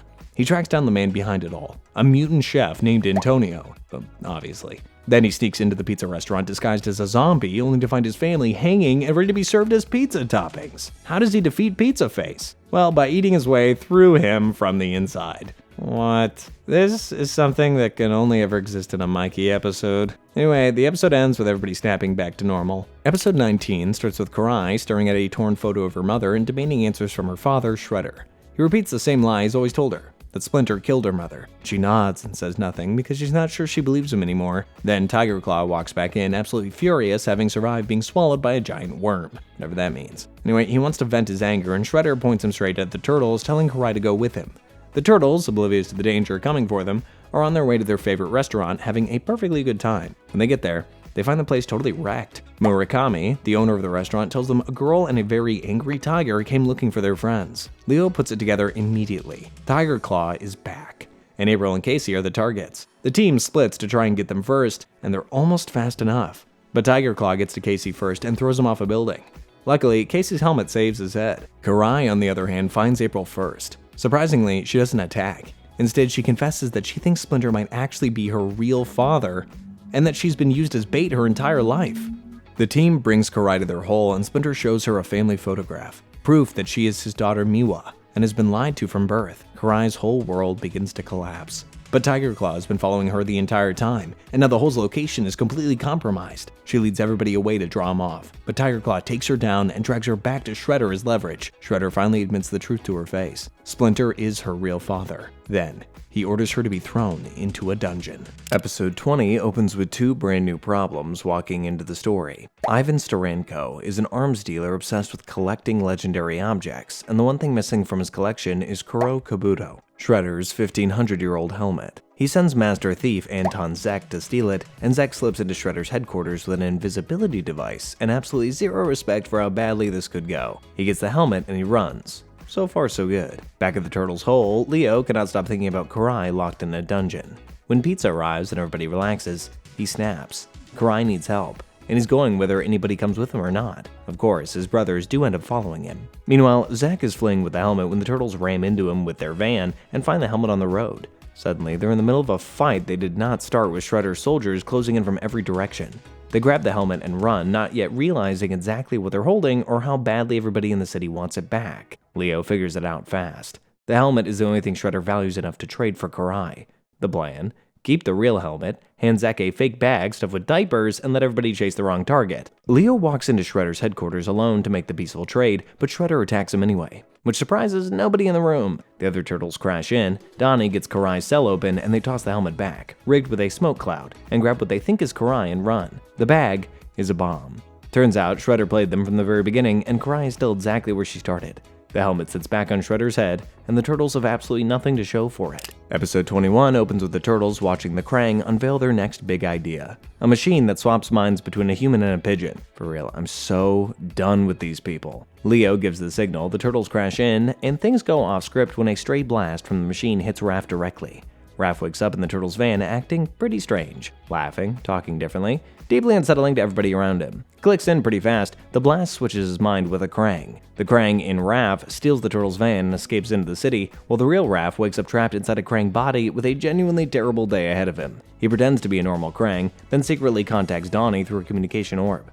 Donnie only believes him after Kraang Raph threatens Mikey. Yeah, that's more like Raph. The team gets deliberately captured inside the Kraang base so Donnie can work to reverse the switch. Eventually, Donnie figures out how to undo it, and with just seconds to spare before all the Kraang spot them in the base, Raph punches the Kraang that borrowed his body. Welcome back, Raph. Back home, he drops the news he was able to gather during his time as a Kraang. War is coming, and the Kraang are gathering thousands. Episode 22 kicks off in Shredder's dungeon, where Karai has already sawed most of the way through her cell bars. She gets one single breath of freedom before Tiger Claw finds her and drags her straight back. When Shredder calls her daughter, she screams that she's not his child. Whatever loyalty Shredder thought he had built in is completely gone. Back at their hole, Leo is done waiting. Against Splinter's direct warning, he launches a rescue mission. Donnie kills the power supply. Mikey causes chaos, then Leo and Raph fight through the dungeon to Karai's cell. Of course, Tiger Claw is ready for them. He basically lives for this stuff. He cuts them off on the way out, and the fight gets ugly fast, until Donnie stuns him with a sonic device and the team escapes, but just barely with Karai in the van. At the hole, she meets Splinter properly for the very first time and calls him father. It is the kind of moment that makes you forget, just for a second, how badly everything is about to go wrong. That night, Karai slips out alone to Shredder's house and attacks him, but Shredder's ready for her. She ends up suspended over a vat of mutagen, and when Splinter and the Turtles arrive to save her, he throws her inside right in front of them. The episode ends with Karai transforming into a white serpent, disappearing into the city, then shifting back into her human form again. Turns out Stockman slipped a little special something into her mutagen that gave her powers and the ability to shapeshift. I shall avenge you, my daughter. In episode 23, the Purple Dragon's goons are robbing a museum in Chinatown, which April, Donnie, and Casey immediately interrupt, except their teamwork falls apart and the dragons escape with a strange ancient dagger. Big mistake. They crack it open out of curiosity, and out comes Ho-Chan, a 2,000-year-old sorcerer who's been sealed inside that blade. He's furious, he's ancient, and he's got a to-do list. Ho-Chan powers the Purple Dragons up into elemental warriors, lightning, thunder, wind, and sends them after April specifically, because he can sense her psychic ability and needs it for a ritual to get his full body back. When the empowered dragons ambush April, Casey escapes, gets the turtles, and the team storms the factory where Ho-Chan has set up his headquarters. Obviously, they beat up the dragons, but Ho-Chan is another story. He brainwashes Leo, Raph, and Mikey in one move, leaving Donnie and Casey completely alone against a 2,000-year-old sorcerer and 3 brainwashed turtles. Their odds are not looking very good. Donnie researches fast and finds the answer. Only the dagger that sealed Ho-Chan can seal him again. The problem is reaching it when your 3 best fighters are working for the enemy. The solution, naturally, is pizza. He uses it to pull the brainwashed turtles away long enough to reach April. Ho-Chan, so close to winning, makes the big mistake of carelessly tossing the dagger when he thinks the battle's over. April grabs it and drives it straight into him, sealing Ho-Chan back inside of the blade. Nicely done, April. Episode 24 takes us to Dimension X, the Kraang's home planet. When back at their house, Donnie accidentally rips a portal straight to it. Then a signal comes through. It's Leatherhead, their alligator friend who got sucked in last time. He's alive and he needs help. Leo decides immediately that the mission is too dangerous for Mikey, which Mikey responds to by jumping through the portal before anybody can finish the sentence. The rest follow because somebody has to keep that man alive, or that turtle alive. Dimension X is terrifying. Floating islands, warped gravity, creatures that want them for lunch, even the terrain's got an attitude. The brothers are completely lost within minutes. Then they find Mikey, and here's the thing, time runs differently in Dimension X, so Mikey's been there far longer than any of them. In that time, he's figured out exactly how everything works. Mikey leads them through the roads, and they rescue Leatherhead, who tells them that the invasion is already starting and thousands of Kraang are ready to pour in. Episode 25 opens with the worst thing yet, Shredder making a deal with the topmost leader of the Kraang, Kraang Prime. Shredder promises to help the invasion, and in return, Kraang Prime would help him capture Splinter and the Turtles. Back to the good guys. On the streets, April and her human friend Irma get chased by Shredder's soldiers and flee into the sewers, where April, not thinking, leads Irma straight to the turtle's hole. Inside, Leo and Donnie are already doing their normal stuff, arguing. Before either of them wins, Irma starts glitching, then she transforms into Kraang Subprime. What? This girl's been friends with April for a while, listening to her talking about the turtles and gathering intel. Oh man. Immediately after the glitch, portals erupt through the turtles' home. The war is officially here. Kraang Prime emerges and starts mutating civilians in the open streets. They aren't even hiding it anymore. Leo, alone and completely surrounded, walks straight into Shredder's trap. The episode ends with Splinter getting separated from his sons and promising to find them later. Episode 26 picks up with New York already gone. Kraang portals everywhere, robots in the streets, civilians mutating, and Kraang Prime rampaging openly while news anchors try to describe what's happening and clearly just can't find the words. Inside April's apartment, the team regroups. April blames herself for Irma being a spy. Donnie admits they are losing, and Mikey attempts a pep talk that helps, absolutely nobody. Then Raph texts that he and Casey are being chased by Kraang Prime himself, and April makes the call. They're done hiding. Meanwhile, Leo is out there alone, grinding through foot soldiers until Shredder steps in personally and ends it, cutting Leo down, and having him thrown through April's window as a message. The family barely has time to breathe before Shredder's soldiers hit the apartment. Mutagen hits Kirby, and everybody has to run again. Across the city, Splinter tracks Shredder through the sewers and confronts him in a fight that is deeply personal for both of them. Leatherhead joins in, and for a moment they're winning, until Shredder defeats Leatherhead and throws Splinter into the raging water below. Nobody sees him surface. Grief does something useful for once.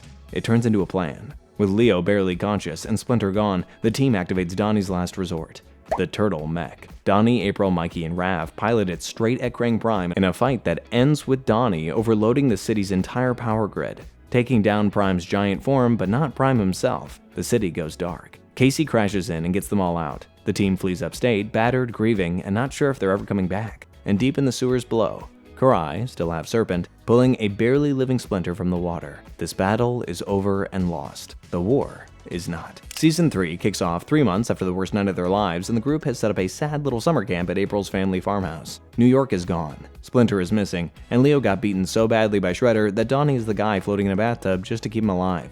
When Leo finally wakes up, everybody goes crazy with relief, but he's still so weak. So Donnie cooks up a mutagen healing medicine to speed up the recovery.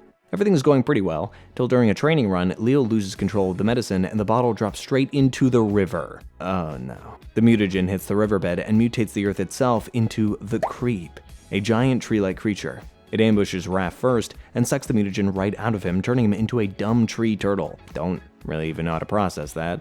Then it starts hunting the others one by one until only the injured, barely standing Leo is left. And what does Leo do? He puts his mask back on anyway and goes right at it. This guy is something else, seriously. He fights the Creep long enough to free his chained teammates, and together they figure out the mutagen bottle that created the Creep controls him, so they start swinging it everywhere, and the Creep's body swings along with it. After this discovery, it's game over. Leo breaks the bottle, then Donnie uses a vacuum to drain the mutagen back out of the Creep and inject it into Plant Raph, restoring him to normal. April. Moving right along to episode 2, and the spooky woods are already at it again.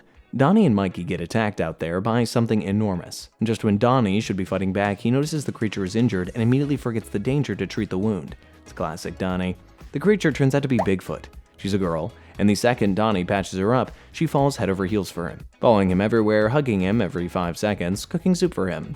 Our boy is absolutely terrified. Anyway, Mikey and Casey, two people who should never be left alone with a sensitive situation, start cracking jokes about Bigfoot's makeup and her little soup situation. Bigfoot overhears this, gets heartbroken, and runs crying into the woods. Which would just be sad, except a dangerous hunter called the Finger has been tracking Bigfoot for years, and she walks straight into his trap. The turtles chase after her to apologize, and you already know, fall into the exact same trap again. You've got the wrong prey, Mr. Finger. They cut through it, beat the Finger, and get Bigfoot out safely. Okay, but here's kind of where the episode goes completely off the rails in the best possible way. The Finger spots Bigfoot in her makeup, and the whole hunting urge just disappears completely. He starts bonding with her, then falling in love with her, right there in the woods. This show, man.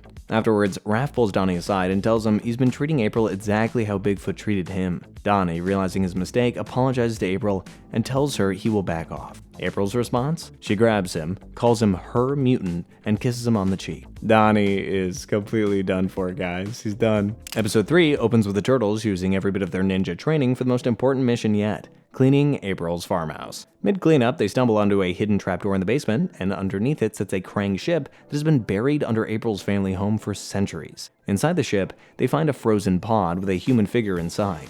Donnie tells them very clearly not to touch anything.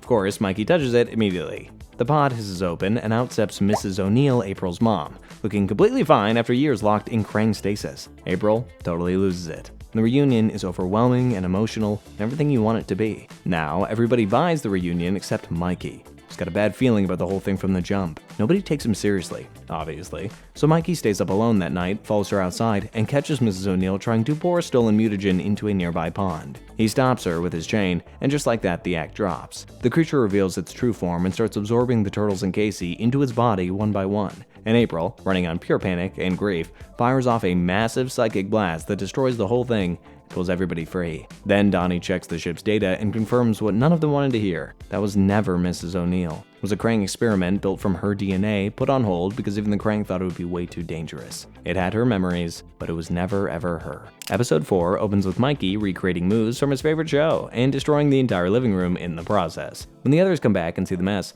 they call him a screw-up. Next thing you know, Mikey ties all of his rather small belongings to a stick and marches into the woods to start a better life, far away from his brothers and their opinions. Good luck, buddy. Out there, a giant mutant frog named Napoleon Bonafrog, great name, jumps him. They fight for about 30 seconds and then just become best friends on the spot. Mikey tells Napoleon he's the team leader of his gang. Napoleon says his frog tribe practically begged him to be in charge. Neither of them is telling the truth, and neither of them cares one bit. Napoleon brings Mikey back to meet his tribe, and these guys are not playing around. They've declared a war on humanity, convinced that humans have wrecked the natural world that belonged to reptiles. First plan on the list? Raid the farmhouse. The frogs storm in, fully convinced the turtles are being held prisoner by the humans. When the turtles try to explain, the frog shuts them down and calls them traitors. They came for a rescue mission, and a rescue mission this will be. Facts be darned. They bring April and Casey to their house in the trees, and the turtles chase them down. Unfortunately, the turtles are outnumbered the whole time, until Napoleon, who heard the truth from Mikey, turns on his own tribe and frees them. Then, someone knocks over a candle. The treehouse catches fire, and everybody's scrambling. It is April and Casey who run back into the burning building to drag one of the frog's leaders out. He watches two humans risk everything to save him, and he changes his mind, telling his tribe they've misjudged humans for so long. Another win for human-reptile relations. Episode 5 starts with April and Casey on a supply run, when they meet Bernie, a jumpy store owner who asks them if they're tired. When Casey says no and tries to check out a Latin book he found in the store, Bernie panics and refuses to let him anywhere near it. Fine, take your book and choke on it, Mr. Bernie. Anyway, they head back home and meet all the turtles asleep. Okay, that's strange. April tries waking them up, but all 4 turtles are out cold, with their breathing slowly getting weaker. She uses her psychic powers to reach into their dreams and finds the same horror running in all 4 of their minds. The Dream Beavers. Each one has picked a turtle and built a nightmare around his deepest fear. Leo gets beaten in dark woods. Raph is trapped with snakes. Donnie is stuck in a nightmare school, and Mikey, oh poor Mikey, is stuck in a cheerful Candyland while a beaver drains the life out of him through games. All different flavors of terrible. Now, who do you think is our first suspect? Mr. Bernie? He was concerned about their tiredness, and his Latin book was titled Dreams. Casey returns to his store to investigate, but Mr. Bernie attacks him with a chainsaw. Scary, but doesn't last long. Casey overpowers him, and that's when Bernie finally spills the truth. He's a doctor who found the dream beavers by accident and has been staying awake ever since to keep them trapped inside, using that book as a seal. He moved out to the middle of nowhere to protect people from them. 40 years without sleep? Somebody get this man a pillow. Inside the dreams, things are getting worse, and Donnie, our sciencey turtle, stops breathing completely. Okay, dream beavers be damned, we gotta destroy that book. Casey makes the call and smashes the book with Bernie, screaming the whole time for him to stop. All 4 turtles snap awake at once. The dream beavers come through into the real world and discover, to everybody's absolute joy, that outside their dimension, they are tiny, completely harmless little plush toys. They leave immediately, and Bernie, freed from his 40-year mission, falls asleep right there on the floor. Episode 6 kicks off with Donnie, Casey, and April heading back from a grocery run when a nasty purple muscle car nearly runs them off the road. The driver vanishes, but the next day he returns again to run Casey off the road. That was his first mistake. Donnie scrapes a sample of the weird glowing fuel the driver left behind and starts investigating. Back at the barn, Donnie and Casey try repairing the damaged car, and while those two are being productive, one of Mikey's chickens wanders in and drinks the leftover fuel off the floor. Where are you, little chick? Oh, snap! Her brain instantly grows to an enormous size, and she becomes a genius. Mikey names her Dr. Cluckingsworth, and Donnie, instead of being worried, plugs her into the car as the navigator. The finished car is called the Turtle Racer, and it comes loaded with weapons and spare parts from the Kraang ship they found earlier. This is the greatest thing that has ever happened on this show. Armed with his sweet new ride, Casey drives out and starts hunting the mystery driver. When they find him, Donnie yanks the driver free from the car, and the second he does, the guy turns back into a normal, confused human being, because the car itself is the bad guy. The car, called Speed Demon, is alive, and immediately grabs Donnie and takes over his body, twisting him to a wild, crazy driver. Speaking through Donnie, Speed Demon gives Casey one choice: race to the end of the road and win, or lose Donnie forever. You know Casey lives for this, he says yes. And halfway through the race, he leaps out of the moving car, rescues Donnie, and together with the rest of the turtles, rams Speed Demon off a cliff. It explodes. It also promises to come back. Not great. Episode 7 starts with the exact moment Speed Demon goes off the cliff. It explodes, and a passing eagle carrying a freshly caught fish, which had already swallowed a worm, flies right through the mutagen blast. All 3 animals fuse together on the spot into one horrible flying monster called the Chimera. The farmhouse really cannot catch a break. Back inside, Donnie has been using Kraang gadgets on April to help her powers grow, basically a headset that links her mind to things nearby. When the monster swoops down and attacks Raph and Casey outside, April suddenly starts seeing through the creature's eyes. Donnie built a brain link and accidentally connected it to a 3-animal flying nightmare. Good work, man. Casey and the turtles try to fight the thing, but it overpowers them and carries them off to its creepy nest. That leaves just injured Leo and brain-hijacked April to go save everybody. On the climb up, April's connection to the monster keeps getting stronger, and at one point, she nearly goes after Leo herself, pulled in by the creature's hunger. Leo jumps out of the way on pure reflex and notices right then that his knee did not hurt at all. Nice, he's getting better. They reach the top, defeat the creature, and pull everybody out. April thinks the monster is gone when the link goes quiet, but the episode ends with the creature pulling itself back up from dirt, very much alive. Sleep well, everybody. Episode 8 starts with the brothers heading into the woods for some deep spiritual training. I don't know, guys, that already sounds like something waiting to go bad. When they sit down around a campfire that night, a huge monster, just kidding, something nice actually happened. Splinter appears to them as a spirit. He tells his sons that he's alive. Then he tells each turtle exactly what is standing in their way. Raph's anger needs to become focused instead of wild. Mikey needs to find stillness inside all of his chaos. Donnie needs to trust his body instead of his brain, and Leo needs to stop letting fear control how he moves. Each brother then enters the spirit world to face that lesson head on. Mikey goes up against Bradford and wins by staying completely calm. Raph faces Xever in a burning cave and wins by sharpening his anger. Donnie climbs a mountain and beats Tiger Claw. Shredder's second in command. Then, Leo walks a foggy bridge and comes face to face with Spirit Shredder. Damn, being the leader really sucks sometimes. Leo starts to lose the fight until it clicks in his head. The pain in his knee is fear, it's not injury. He defeats Spirit Shredder and promises to face the real one someday. The episode ends with all 4 brothers walking out of the forest in new armor, changed. It's time to go home. In episode 9, the turtles are finally back in New York, and it's really bad. At the edge of the border, soldiers block the road with mind control devices on their necks. Inside the city, it's getting even worse. Kraang patrols everywhere, streets empty, and April senses only a few hundred humans' minds left. When they go to check their former hole, it's wrecked and monitored. They can't go back. Immediately, they start searching for their dad. April senses him nearby, but when they find him, he's gone feral and broken in the tunnels, fighting mousers. Soldiers suddenly attack and carry Splinter to Shredder, who refuses to kill him until his mind is repaired. Can't have a sad victory. So he ships Splinter straight off to Stockman to be fixed up first. The Turtles track Splinter to Stockman's lab, and the welcome party is something else. A Shredder clone, Stockman fly, 3 Shredder soldiers, the list is just endless. Finally, they defeat him, and April restores Splinter's memories. But of course, they don't leave him in peace. Shredder himself walks in with Tiger Claw right beside him, and even more soldiers flooding in from behind. These guys really don't know when to quit. The Turtles throw a smoke bomb, grab Splinter, and vanish into the chaos before anybody can regroup. Now, they need somewhere to stay. Their hole is gone, the farmhouse is behind them, and options are running low. Mikey naturally has a suggestion. Antonio's Pizza Restaurant. Not exactly a fortress, but they've stayed in worse places for sure. The episode ends with April sensing something else. Kirby's alive, mutated, and trapped in Dimension X. Episode 10 opens with the team settling into Antonio's Pizza Restaurant. Donnie works on cures, April and Mikey watch over Splinter, and the mission is to find Karai in the Kraang-controlled city. They're not the only ones interested in finding her though. Anton Zek, the helmet thief, and Ivan Steranko, the arms dealer who hired him, have been promised a big reward by Shredder if they bring Karai in. Bradford and Xever are also hunting her so they can re-enter Shredder's good graces. Using a shed piece of Karai's snakeskin, the Turtles track her across the rooftops. Zack and Ivan reach her first, but the Turtles crash in and Karai bolts again.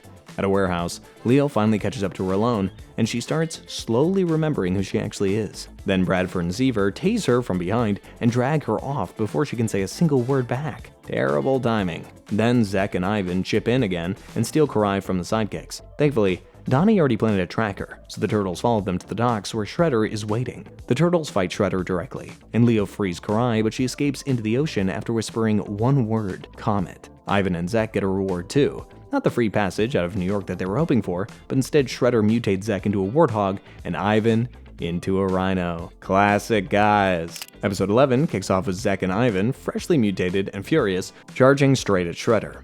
He drops both flat without any effort, then gives one simple choice: work for him or face something much worse. Their first job is to find Karai, and Shredder makes it very clear that failure is not a conversation he wants to have. Back at their new home, the Turtles start investigating the word Comet that Karai whispered to them. Donnie searches and finds 3 places in the city carrying that name, so the team splits into pairs with reverse mutagen. Though Donnie warns the formula might not even work on Karai since her snake DNA is one of a kind. Back to the bad guys. Mutated Ivan and Zack have also already started work. Zack, with his invisibility powers, kidnaps Donnie. Then with Donnie's phone, he steals the entire team's location and sends them to his partner, who also kidnaps Raph and Casey. The last pair, Leo and Mikey, are the successful ones. They find Karai at a carnival, looking far worse than their last meeting. But then these hardworking thieves, Ivan and Zack, arrive with their hostage van and tells Mikey to surrender or the others will pay. The Turtles fight back, but every reverse mutagen gets destroyed and the last one does nothing on Karai. Leo asks her to come home, but Karai refuses, saying she's losing her mind and doesn't want to become dangerous to the people that she loves. She disappears into the sea, and the team drives off. Then the episode ends with Ivan and Zack returning to kidnap her. Oh man. Episode 13, and both teams are still going at it, but this time they've got a plan. Attack the Kraang headquarters, open their portal system, let the Turtles cross inside to steal their weapons, and rescue the New Yorkers. Nice. They nailed the planning part. The doing part, not so much. Yes, the multi-animals storm TCRI and managed to open the portal to the Kraang's planet for the Turtles, but that's where their stroke of good luck ends. Irma, the Kraang subprime, comes in with several copies of herself and starts attacking. In the Kraang planet, the Turtles are facing their own version of weird too. A giant flying worm smashes through and attacks them. When the Turtles destroy it, it crashes them into a floating island, and there, they spot the trapped New Yorkers working as servants under heavy guard. Okay, not bad. Except, the mutanimals holding down the portal for them have been defeated and now the Turtles are stuck on the Kraang's planet. Well, they don't know that yet, so they hijack the Kraang ship, but the subprime shows up again. This thing just seems to have so many copies of itself. It calls for reinforcements. Whatever you're imagining, it's worse. We get to see a dragon Kraang, and it's got lots of heads. Damn. The Turtles run away in their stolen ship, but the engines die. Everything's going wrong today. Thankfully, Mikey rewires the fuel system and gets everything running again just as Subprime starts cutting through the control room door. Then they start spreading the reverse mutagen over each island, curing the New Yorkers. The mutanimals are not left behind. They cut their cage loose, reopen their portal, and help with transporting the cured New Yorkers. Finally, the lights come back on across New York and April reconnects with her now human dad. It's a good day to be alive. Episode 14 opens with Casey in a rough mood. New York is getting back on its feet, and that's great. While the Turtles were off saving the humans and becoming legends, Casey was stuck playing nurse to Kurtzman. To build his hero resume, he goes outside looking for crime and drops in on 3 Purple Dragon's goons robbing a bank. He charges in, and Hun, the new boss of the gang, beats him up, walks away with the stolen cash. Okay, nobody asked, but Hun is really good looking. Why'd they make him like that? Back at their hole, which the team has moved back into, Mikey opens a bag of snacks, and when Donnie reads the ingredients out of habit, he finds out that they're slightly radioactive. Quickly, he traces the manufacturer back to Aman Chemicals, right inside the Purple Dragon territory. Casey has never heard better news in his life. He sneaks into Aman Chemicals to investigate, and finds Hun, Shredder, and his entire sidekicks already there. Even better, the second Shredder recognizes him, he kicks Casey across the factory floor and then corners him. Just as things are about to get very bad, the Turtles arrive. Leo takes Shredder, Raph handles Tiger Claw, Mikey gets Bradford, Donnie ties up Xever. Then Casey, the hero of this episode, finishes everything off by blowing a chemical tank all over Hun. The whole factory starts vibrating from the chemical explosion, and the Turtles escape. Back home, Leo and Raph hype Casey up. He faced Shredder and walked away breathing. Mikey gives him a high 3, and everybody's celebrating until they notice Donnie has gone completely pale. Turns out Shredder did not just develop a sudden interest in chemicals overnight. After experimenting on the chemicals, Donnie's discovered that Shredder is trying to create a powerful mind control serum that can control his enemies. Things are gonna get pretty crazy pretty soon. Episode 15 opens with Ivan and Zek hunting down chemicals needed to complete Shredder's mind control serum. Down in the alley below, a regular garbage man is doing his job completely uninvolved in any of this. Then the Turtles show up to crash the raid, and the situation gets out of hand immediately. Zek grabs a can of mutagen and hurls it at Mikey's head. Mikey ducks, and the mutagen lands on the garbage man, turning him into Muckman, an extremely angry pile of living garbage. His left eyeball, now detached and apparently full of personality, rolls out beside him and introduces itself as Joe Eyeball. Okay. Ivan and Zek, still one chemical short, spot Muckman and immediately cook up a scheme. They track him down and lie to him, claiming that the Turtles mutated them too. Then they promise him a cure if he helps steal the next ingredient for their serum. Muckman, desperate and still processing the whole eyeball situation, falls for every word of it. He attacks the Turtles, and they try reasoning with him, but Muckman is not in a listening mood. Together with Ivan and Zek, he beats the Turtles up. It is Joe Eyeball who finally gets through to him, and the Turtles land the point cleanly. Being a mutant does not make you a monster. What you do with it does. Muckman makes his choice. He betrays Ivan and Zek, destroys the chemical, and Shredder's serum is left incomplete. Nice. Episode 16 opens at the dock, where Tiger Claw is handing payment to the Fulci twins for the final ingredient in Shredder's mind control formula. Before the deal closes, the mighty Mutanimals, Slash, Leatherhead, Dr. Rockwell, and Pigeon Pete crash in to stop it. They lose pretty badly. Tiger Claw captures Slash and Dr. Rockwell, the twins escape with the cash, and Leatherhead and Pete are left behind with nothing. Back at the Turtles' hole, the 2 survivors show up and explain what happened. The Turtles suit up immediately. Meanwhile, in Shredder's compound, Stockman plants parasitic mind control worms directly into Slash and Rockwell's brains. Then Shredder sends them back as sleeper agents. Wow. Okay, even I have to applaud that idea. A few minutes later, Slash and Rockwell dramatically escape on their own, and everyone is relieved. It's all very heartwarming until the worms activate. Slash and Rockwell attack the Turtles, then kidnap Raph to inject a 3rd worm into him. When the Turtles regain themselves and storm Shredder's compound, they find Raph armed with Shredder's weapons, and turning on them without hesitation. Leo tries reaching Raph emotionally, but the worm shuts every door. So Leo switches tactics and insults Raph so relentlessly that Raph physically spits the worm out in pure rage. Anger or pizza are always sure bets. Donnie uses the same method on Rockwell, who then blasts the worm out of Slash with his powers. All of them hit Shredder together, but he beats them one by one until Slash and Leatherhead crash a statue directly onto him, and the group escapes. Back at the lair, Raph, the guy who hasn't willingly hugged anybody since birth, grabs Leo in a tight, unexpected hug. Don't get used to it though, it's never gonna happen again. Episode 17 kicks off with Mikey suffering from joblessness. Leo and April are training, Raph is with his action figures and wants to be left alone, and Donnie's locked in his lab cooking up reverse mutagen to bring Karai back. But he's busy, except for Mikey. So what does he do? Well, he grabs Casey, the one guy equally incapable of sitting still, and the two head out to skate. That's when they run into Mondo Gecko, a street kid who got mutated when Kraang mutagen hit both him and his pet gecko at the same time. His parents saw the result and, well, shoved him out the door. Now he lives on the streets and does odd jobs. Mikey bonds with him instantly, but Casey isn't buying it. So when Mondo invites them to a secret underground race, Casey sits it out and Mikey goes alone. Come on, what could possibly go wrong? Everything. Actually, everything could go wrong. The host of the race is none other than Xever, running the whole event under the alias Mr. X. Not exactly cracking the creative code there. Xever kidnaps him and tosses him in a race participant. Then Mondo feels guilty about luring Mikey in and tries to rescue him. Xever throws him in too.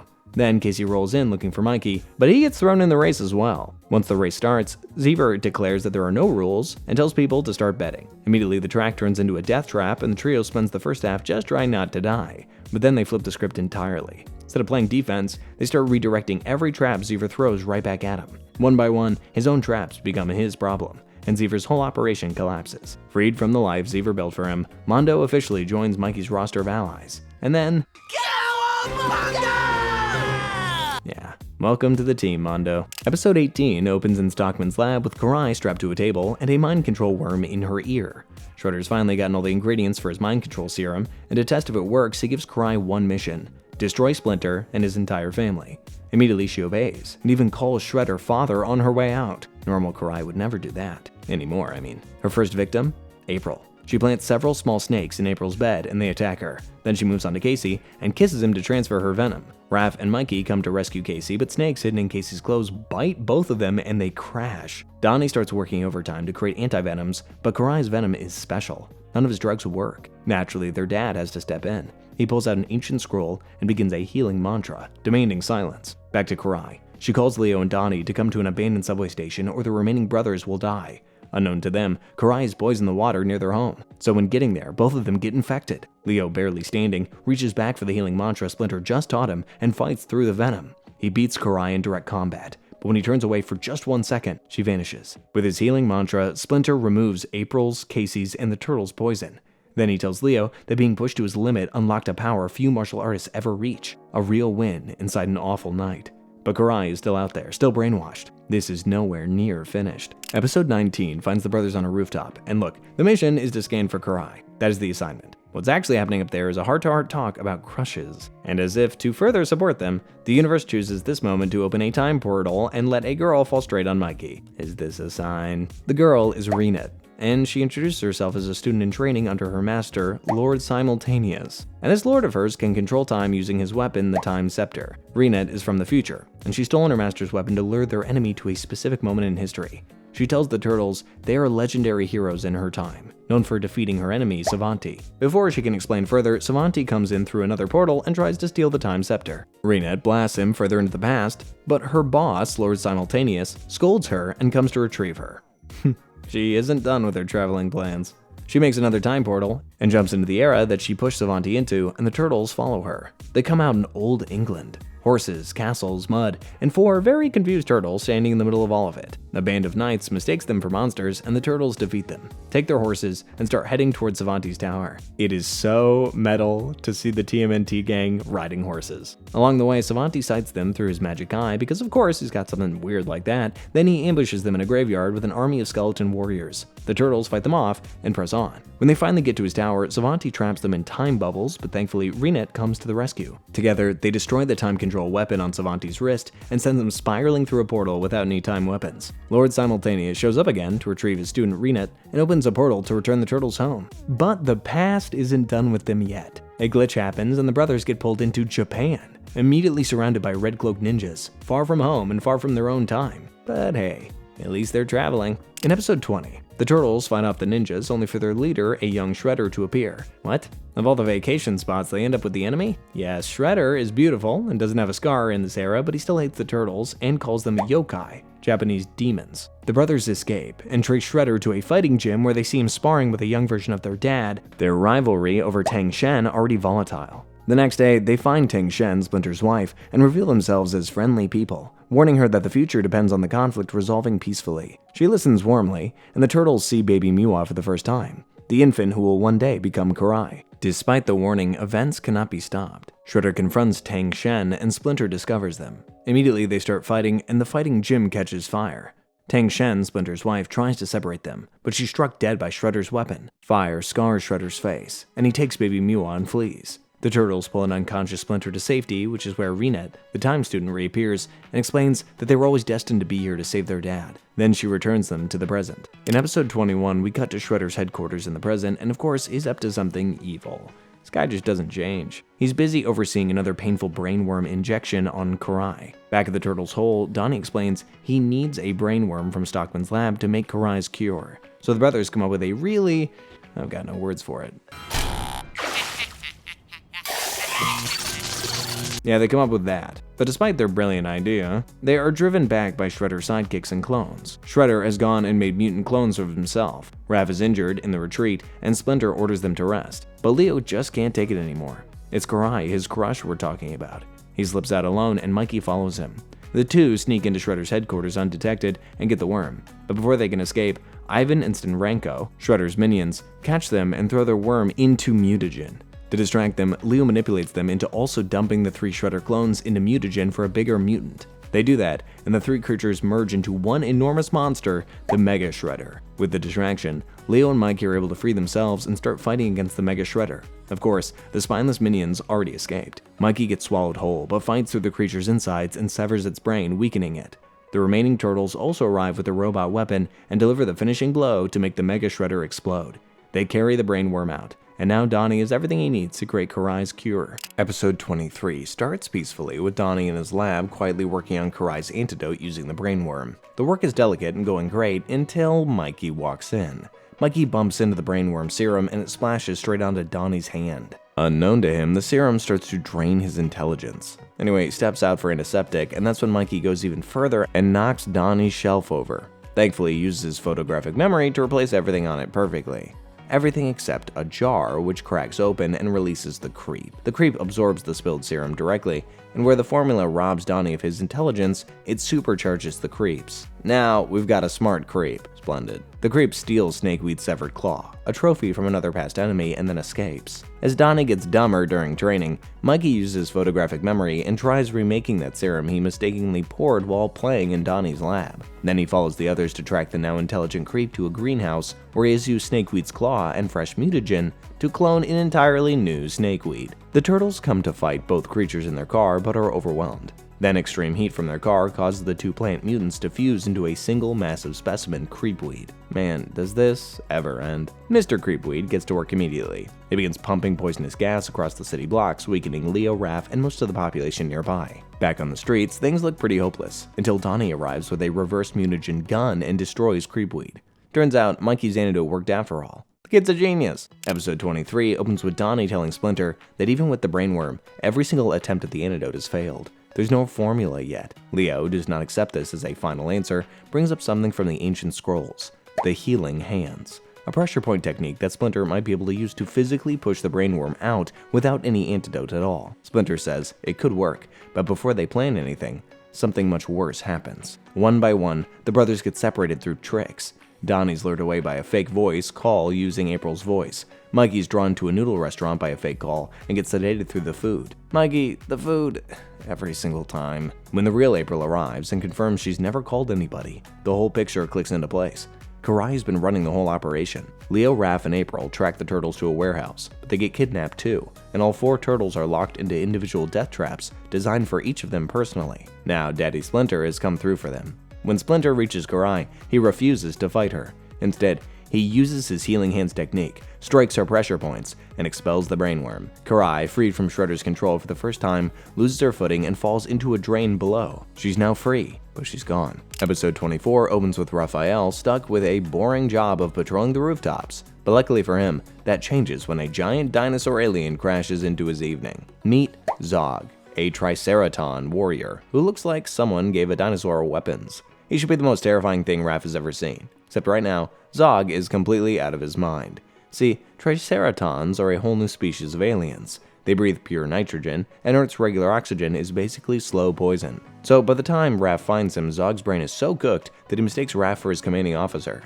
Now, any reasonable person would correct that misunderstanding immediately, but Raph leans right into it and even spars against Zog in a fighting mission. Back at their hole, Raph brings Zog home and the team figures out that Zog has been quietly smashing Kraang bases solo for months on a revenge mission. The turtles use Zog to raid another Kraang base, and honestly, it's the most beautiful thing I've ever seen. While destroying the Kraang base, a portal opens, and of course, Raph commands Zog through it. On the other side, they discover a Statue of Liberty base hiding a full fleet of Technodrome ships.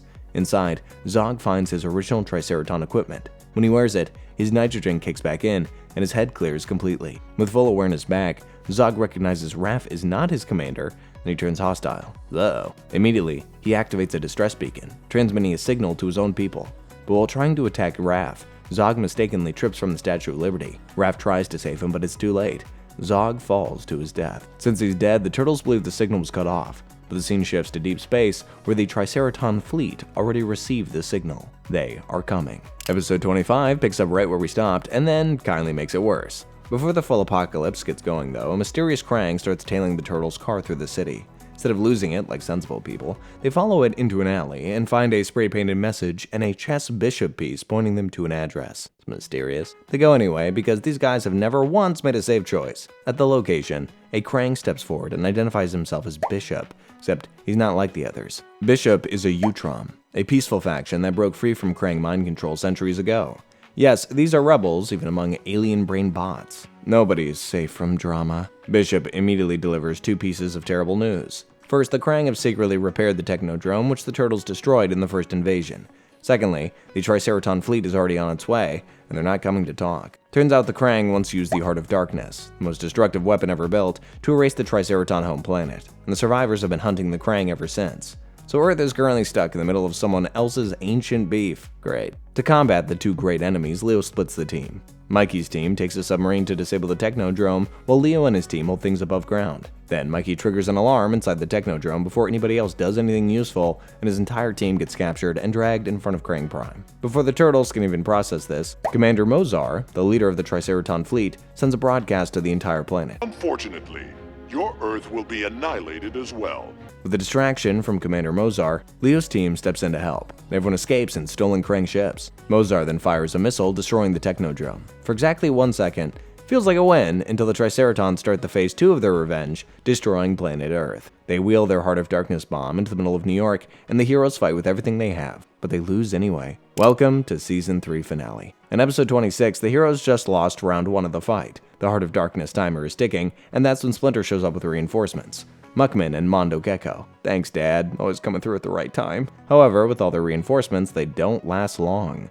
Commander Mozar shuts them all down without much effort, stuffs Rockwell, Slash, Leatherhead, and Casey into containment bubbles, snatches Mikey straight to the Triceraton mothership, and leaves Splinter staring at a very bad situation. On the mothership, Mikey gets strapped into the psionic extractor, a machine designed to drain a person's mind completely dry. The Triceratons fired up expecting military intelligence. Oops.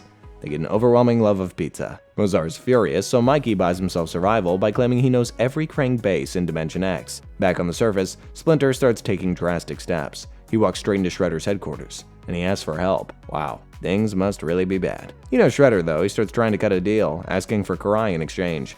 Until April points out that if Earth is gone, he never sees karai again. That gets him moving. While Splinter is negotiating with Shredder, Leo and his team are regrouping. They take stolen Kraang ships to rescue Mikey, and during the fight, Leo punches a prison cell through the Triceraton mothership and pushes soldiers into open space. Then all 4 turtles teleport back to Earth. The final battle takes place at Washington Square. Heroes versus villains fighting each other while the whole Heart of Darkness timer counts down. And then Shredder makes the choice that ends everything. The exact point where Splinter has almost destroyed the Heart of Darkness. Shredder stabs him in the back. Literally. April blasts Shredder away, but it's already too late. The timer hits 0. The Heart of Darkness opens a black hole and starts pulling everything into it. Buildings, streets, enemies, allies. Then a ship sweeps in and pulls the Turtles, April, and Casey to safety just before everything goes dark. Aboard it, a robot introduces himself. Professor Zayden Honeycutt the Fugitoid. Damn. Season 4 cannot come fast enough. So, in episode 1, Earth has been destroyed, and now Splinter and everybody they love is gone. They're on a spaceship called the Ulixes, which is, well, their home now. Now, thankfully, Fugitoid is the one guy in the room who doesn't panic. Well, not that he actually can, but the point is that he pulls out the biggest Hail Mary imaginable by powering up the spaceship and activating time travel, sending everybody 6 months into the past. So now, Earth is back and Splinter's alive. But, and there's a huge but, they only get one shot at this. The mission is to stop the Triceratons from building the Heart of Darkness in the first place, so they must steal all the fragments before it's assembled. Pretty easy, right? Well, it starts easy. Everything seems to be going surprisingly well, until their ship breaks down, and they land on Varanen, a weird alien planet which is not a chill place. They decide to look around a bit, and they meet Lord Varingath Dregg, a giant bug monster who takes one look at Casey Jones and thinks, yeah, that's lunch for me. The Turtles fight back, but Dregg does not appreciate this. I mean, how dare they try to save their friend from getting eaten? It's just rude. He chases them to the Elixirs. After a crazy, messy battle, they escape into space, but jump straight from the frying pan into the fire. Now they're face to face with the Triceraton army. Uh-oh. In episode 2, things go from bad to worse when the Triceraton army starts shooting at the ship. One of the bullets hits the ship and they start to go down. They finally crash land on a freezing moon without power or heat. But worst of all, their oxygen is running out fast. To survive, they need a metal called Irelium, but they're not alone. 2 alien Salamandrian soldiers named Mona Lisa and Sal Commander also crashed here. They're not happy about it. They blame the turtles for wrecking their ship and want to fight. Leo tries making peace and offers a handshake. It's a huge mistake, because in Salamandrian, handshake means attack. The turtles get beaten and left behind. As they're trying to catch up, licking their wounds, giant ice dragons attack all of them. Now, they are all fighting a common enemy. Raph saves the Salamandrians' lives to show them that they can actually work together, and thankfully they see his point. They find their Irelium inside a Triceraton space mine. More ice dragons show up, and the fight soon turns into a race against time before everybody freezes to death. Casey's photon pucks blast the monsters back long enough for Fugitoid to fix the Elixirs. Everyone collapses as their suits die, but wakes up safe on the repaired ship. The Salamandrians leave as friends. In episode 3, the team picks up a distress signal that leads them to a creepy abandoned ship with dead bodies and a strange glowing cube. Suddenly, the dead bodies rise as astro zombies. And that is how everybody starts fighting space zombies in a haunted ship, which was absolutely not on anyone's bucket list, least of all mine. Donnie grabs the cube, which Fugitoid explains is a hypercube, a prison for dangerous beings. At this point, the logical thing would be to leave it alone forever and ever, right? If only Casey were logical. While everyone else is distracted, Casey goes to open the cube, and out comes WYRM, a smoky creature with big red eyes, which is already unsettling before he starts transforming into an odd-looking alien with the biggest head I've ever seen. WYRM offers them 3 wishes with a condition that once he fulfills all of them, he will be totally free to rule the cosmos. Casey already wasted wish 1 by saying he wanted something non-boring, which caused the zombie attack in the first place. Donnie gets frustrated and wishes Casey wasn't so dumb. Poof. Casey becomes a super genius. Well, that's wish 2 gone. Raph wastes wish 3 trying to get a weapon against WYRM, but the weapon is just a toy. Now WYRM's free and starts destroying planets for fun. Genius Casey saves the day by tricking WYRM into giving him an extra wish, so he wishes they never found the hypercube, resetting everything. April stops Casey from touching it this time. WYRM stays trapped, and the Elixirs keeps moving. In episode 4, Dregg, the bug guy who tried eating Casey, still very mad about losing, so he hires a bounty hunter named Armaggon, a cyborg shark with serious anger issues, to kill the turtles. Oh good. Another problem. Meanwhile, Fugitoid tests April's psychic powers, and she passes. Then, when Casey asks how Fugitoid became a robot, he explains that the Triceratons invaded his planet because he refused to build weapons for them. When they destroyed his lab, his assistant transferred his brain into a robot body to save him. Now, he's a fugitive android, running from Triceratons forever. Touching story, but Armaggon shows up and ruins the moment. Leo goes out alone to fight, but gets humbled so embarrassingly fast. This shark is way stronger than expected. The crew hides inside an abandoned space station, not knowing it's a trap. They wake up the station's AI, Overmind, hoping for help. It's a bad idea. Overmind possesses Fugitoid's body and unleashes warbots to kill everybody. Dregg changes his mind and tells Armaggon to capture them alive so he can kill them personally. April uses her psychic powers to free Fugitoid's mind. Fugitoid releases a massive energy blast, destroying Overmind and the station. Leo fights Armaggon, who seemingly dies in an explosion. They escape, and Fugitoid finds the Triceraton fleet again. But secretly, as this show usually does, Armaggon survived. He's definitely coming back. In episode 5, the Turtles plan to find the first piece of the Heart of Darkness before the Commander Mozar of the Triceraton army finds it. So, they track the piece to a planet hidden in an old temple built by aliens called Peons. Fugitoid flies everybody down before Mozar can get there first. But there's just one teeny tiny problem. This planet's air makes everything very angry. Like punching your best friend angry. The turtles start fighting each other over tiny stuff. Even Mozar's soldiers are going crazy, and some crazy bird creatures keep attacking too. During a fight, Mikey's helmet cracks open. Instead of vaporizing, nothing happens. The air doesn't kill them, at least. Everyone takes off their helmets and can move way better now, so they reach the temple faster. Inside the temple, they dodge booby traps. They reach the fragment, but Mozar shows up. He fights them, grabs the fragment, and blasts the door shut, trapping them inside. As they're looking for an exit, April sees a glowing crystal called the Soul Star. This Soul Star was the one that turned the peaceful Aeons into those angry bird monsters. They must return it to its rightful place to restore the planet, but then the Triceratons will get away. April makes a hard choice, and chooses to save the planet instead. She puts the Soul Star back where it belongs, healing the whole planet. The Aeons become normal people again, and give April a piece of the Soul Star for good luck. Crisis averted, but now, the Triceratons are one step ahead. Episode 6 kicks off with the Turtles planning to steal the fragment back. To do this, they need blueprints of the Triceratons' mothership, and Fugitoid knows a shady alien information dealer who can help. His name is Bellybone, which already sounds like the name of somebody you should not trust. Anyway, they meet him at a space bar. April and Casey can't go because the bar doesn't like humans, so the Turtles go in hoping for a good deal. It was not a good deal. Bellybone wants double the money. A shootout breaks out and the Turtles run away without the blueprints. Even worse, Mikey accidentally blurts out that they're looking for the Heart of Darkness. Now Bellybone knows this is something big, as in big payday. Bellybone's crazy plan is to hire tiny aliens called neutrinos. They're so small you can't even see them. The neutrinos sneak into Mikey's body and go inside his brain to steal his memories. If they succeed, Mikey will become, let's just say, dumber forever. But Fugitoid's plan is even crazier. April will use her magic brain powers to physically connect Leo, Donnie, and Raph into Mikey's mind to fight. And yes, Mikey's brain looks exactly how you would expect.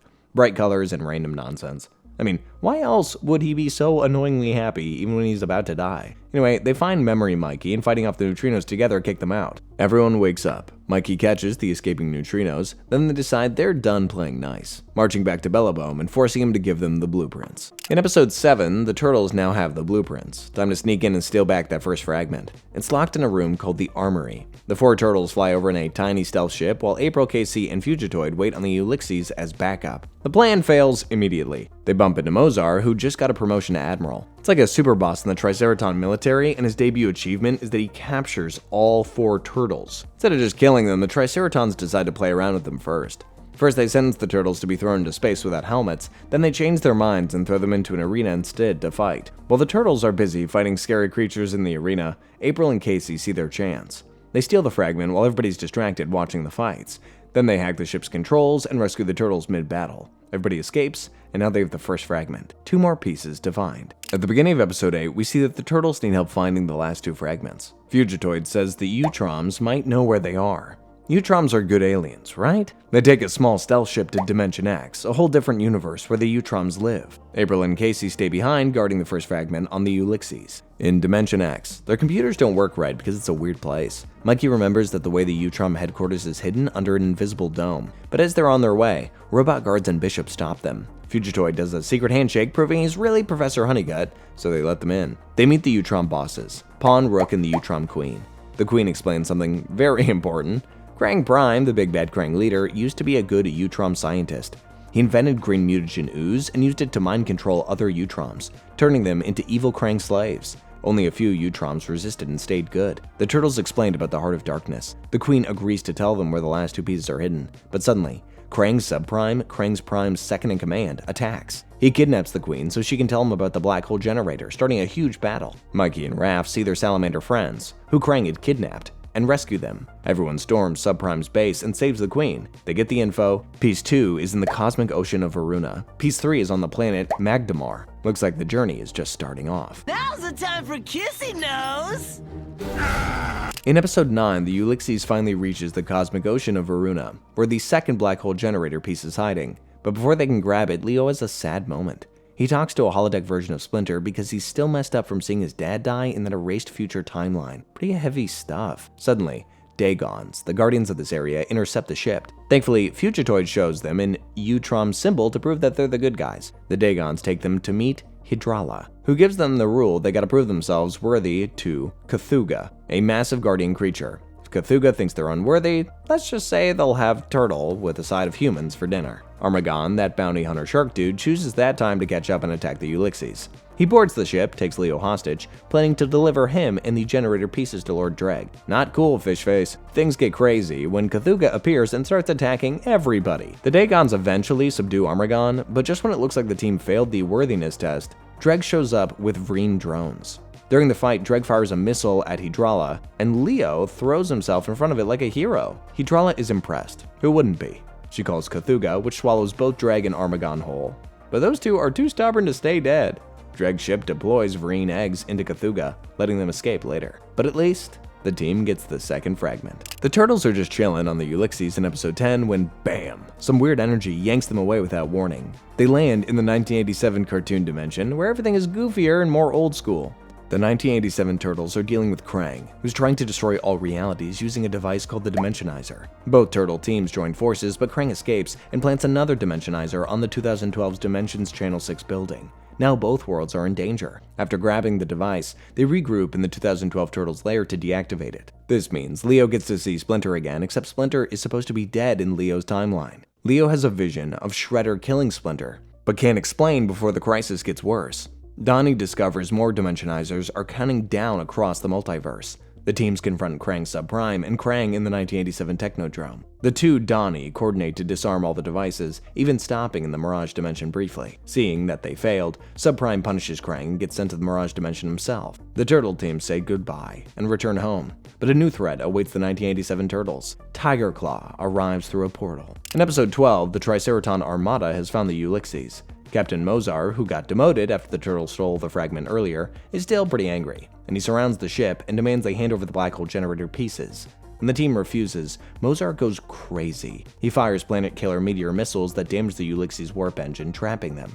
Then he deploys an illegal weapon, a rocket carrying a virus. As if that is not enough, he blows up the moon. The debris damages the ship and decapitates Fugitoid. Donnie and April are devastated. Meanwhile, Casey accidentally releases the virus inside the ship, and these bug larvae quickly grow into destructive monsters. The Ulysses hides in a nebula using a cloak, but Mozart keeps bombing the area to flush them out. Inside, the virus disables the power core, leaving everything dark. Donnie races against time to rebuild Fugitoid and keep the ship running. The team kills all the virus, but when the cloak drops, Mozart orders boarding. Triceraton pilots use flight packs to enter the Ulysses and steal the generator pieces from the armory. The fight looks hopeless until Fugitoid comes back online and overpowers the lead Triceraton. The two pilots escape with the first two fragments. Mozart lets them go because he already won. Donnie blames himself, but the team decides if they grab the final piece, they can still stop the Triceratons. In episode 12, the Ulysses is back on the hunt for the last generator piece. But then Mona Lisa, our Salamandrian friend, calls to say Sal Commander has been captured by Armaggon and taken to Sectoid 1, Lord Dregg's homeworld. They gotta rescue him. On Sectoid 1, disaster strikes. Casey falls into a bug hole and disturbs Zack's bees. One stings Donatello so bad that April and Fugitoid drag him back to the ship for treatment. The rest head to Dregg's castle, where Dregg keeps prisoner as trophies. They infiltrate the throne room, but it's a trap. The Sal Commander is just a hologram, and Dregg and Armaggon ambush them. Turns out that the Salamandrians betrayed the Turtles because Dregg threatened to invade their planet. Raph takes this the hardest, because, well, he kinda has a crush on the Salamandrian girl. He even nicknamed her Mona Lisa. Anyway, he loses his will to fight and gets destroyed by Armaggon, even hallucinating that Mona is attacking him before getting knocked out. Back on the Ulysses, Donnie creates bug spray from the anti-venom and returns for round 2 while Casey helps the Turtles break out. But Dregg throws them into a pit with the Scorpionoid. April, Donnie, and Fugitoid arrive just in time. Leo knocks Armaggon into the pit, where the Scorpionoid drags him down. Bye, Shark Boy. Dregg chases them riding the Scorpionoid. But Raph finds his fighting spirit when Mona gets hurt and tells him she loves him. Fueled by rage, and maybe even love, Raph decapitates Dregg, revealing a robot head underneath. They escape, Mona survives, and Raph forgives her with an almost kiss. In episode 13, the Ulysses reaches Magdamar. It's a lava planet holding the final black hole generator fragment, which means this should be the easy part where everybody celebrates and goes home, right? No, Mozart is already there with his raptors tearing the place apart. The Turtles' plan is to be quick and quiet, but it goes out the window the second they see enemy ships everywhere. They reach the fragment first and try lifting it with the tractor beam, but it just won't budge. It's stuck to the planet like super glue. Before they can figure out a plan, Dregg shows up and attacks. Now it's a three-way battle, and Dregg even offers to help Mozart in exchange for capturing the Turtles. But the real problem is the big lava turtle creature that guards Magdamar. All their loud noise wakes her up, and let's just say if she catches them, nobody will be seeing, let alone saving the future. So as the Turtles are dodging Mozart's troops and surviving Dregg's attacks, they're also trying not to get roasted by a boiling turtle, literally. Despite arriving first, the team loses, like badly. They get chased by Scary Turtle Lady, and in the process they lose all 3 pieces of the fragments. Mozart's troops take everything, and they escape. The Turtles are devastated, because all their space adventures were just for nothing. But at least Dregg kinda gets his ass handed to him. The Triceratons betray him, imprison, and release him into space. It's the most satisfying death ever. Then Mozart calls the Turtles to gloat that he's taking the completed generator to Earth to blow it up. The hunt is over, and now the heroes have to scramble back to save their planet before time runs out forever. In episode 14, the Ulysses races back to Earth, but Mozart's flagship is right behind them. Fugitoid calmly announces that there's no time travel reset left, which is his polite way of saying that if the Triceratons activate the Heart of Darkness right now, then Earth is permanently finished. Oh, and one more thing. Fugitoid confesses he created the Heart of Darkness and sold it to Kraang Subprime to turn it into a doomsday weapon. No big deal. Leo does not take this no big deal news very well. He goes on a solo attack in a scout ship trying to stop Mozar alone. He destroys several raptors, which feels great for about 10 seconds, before he gets shot down. His helmet cracks, he starts suffocating in space. The Ulysses gets hit too and nearly crashes on Mars. Fugitoid reboots the ship using the tractor beam to grab Leo, and Donatello shocks his heart back to life. It's a close call. The team finally arrives on Earth during the original Doom Day and changes history. When Shredder tries to kill Splinter like he did before, Leo warns him, so Splinter blocks the attack and suddenly history is confused and Splinter's still alive. Tiger Claw drags injured Shredder away, promising revenge later. Meanwhile, Mozart deploys an erase button called Devastator to destroy New York. Donnie realizes the Heart of Darkness needs dark matter and fusion to be destroyed. Fugitoid's ship runs on dark matter, and his core is fusion-powered. He knows what he has to do. Fugitoid flies the Ulysses into the Devastator and detonates, destroying everything. The weapon, Mozart's ship, and himself. What a sacrifice. The timeline is saved, Earth survives, and Splinter is alive. But in the wreckage, Fugitoid's detached head suddenly lights up. He might not be gone forever. In episode 15, weeks have passed after saving Earth, but just when you start to think things will be peaceful and good, things get even worse. The Turtles are holding a ceremony where April gets promoted to full Kunoichi, a fully trained female ninja warrior, and receives a ceremonial Tanto blade. She's officially ninja royalty now, but a girl named Shinigami crashes the party. She steals April's brand new blade. It's pretty rude. The Turtles split up across Manhattan to hunt her down. April tracks Shinigami to Shredder's old lair, ready to fight, but she gets the biggest shock of her life when she sees Karai is there, sitting on Shredder's throne, and she's not brainwashed anymore. Karai explains Shinigami is her old friend from Japan, and they're working together to rebuild the Foot Clan the right way. She wants to restore honor and then destroy what's left of Shredder's evil empire. Can we trust her? It's the exact question on April's mind when she uses her psychic powers to confirm Karai is telling the truth. Karai offers April a rematch to win back her Tanto as a test of her new ninja rank. April fights back and loses pretty painfully, though she gets her sword back anyway. But the real danger is brewing elsewhere. Shredder survived the Earth battle. He's badly injured but using mutagen to heal faster and get stronger. The alien war is over, but the city war is just beginning. New York has two Foot Clans now, Karai's honorable version and Shredder's evil remnants. They're about to clash. In episode 16, Leo decides Karai's plan to destroy Shredder's resources is worth supporting, so he starts secretly working with her and Shinigami without telling his brothers. It's a big mistake, Leo. Karai and Shinigami target a temple that's actually a front for Shredder's money laundering operation. Shredder's goons ambush them, but Leo comes dressed in black like a vigilante and helps them win. Together, they burn all of Shredder's dirty money. Take that, Shredder. But when the other Turtles find out that Leo's been working behind their back, they become furious. Leo thinks partnering with Karai will end Shredder faster, but his brothers worry that he's isolating himself again and getting pulled into dangerous Foot Clan politics. Every raid they do triggers retaliation from Shredder's network, making things worse. Then everything gets worse when bombs start going off during a mission and Donatello gets injured. By the end, the Foot Clan is completely broken. Karai decides she will no longer attack Shredder's property. She'll go straight for Shredder himself. So yeah, the city war just became a direct hunt, and nobody knows who's gonna survive. Episode 17 kicks off with a reminder that Shredder is alive, though looking pretty rough. He's still stuck in bed at some wooded hideout, while Baxter Stockman keeps him alive with a mutagen drip. Shredder compliments Stockman for being loyal, which may as well have been a gold medal. Stockman is so thrilled he heads back to the city to steal money for his boss. Meanwhile at the lair, the Turtles are chilling. Raph even flicks away a cockroach, bragging that his time on Sectoid 1 made him tough. Maybe he finally overcame his fear of bugs. Spoiler alert, he did not. Leo wants everyone searching for Shredder, so they split up. Raph and Casey hit a bank robbery where Stockman has brought two scary new mutants, Scumbag and Anthrax, and the second Raph sees the giant bug monsters, he completely freaks out and runs away, leaving Casey to fight them alone. Unfortunately, Casey gets captured. The team regroups to rescue Casey, but Raph has to face his worst nightmare of all. Bugs.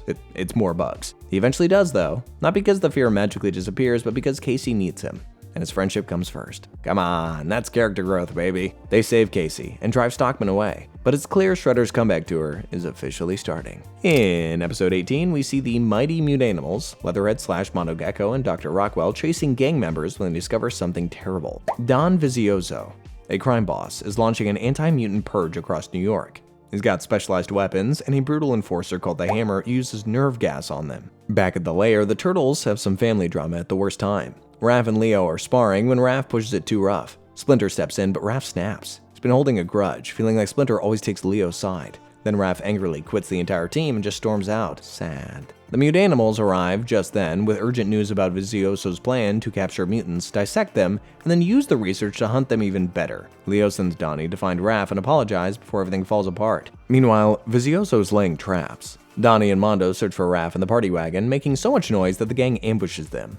Raph gets beaten pretty badly, and Donnie and Mondo get captured. In the climax, Leo, Mikey, and the Mutanimals rescue their friends from the Hammer's crew. Raph, humbled by how quickly Pride got him wrecked, rejoins the fight and helps save the day. But now, even without Shredder, New York has become dangerous. Mutants are visible now, and that makes them targets.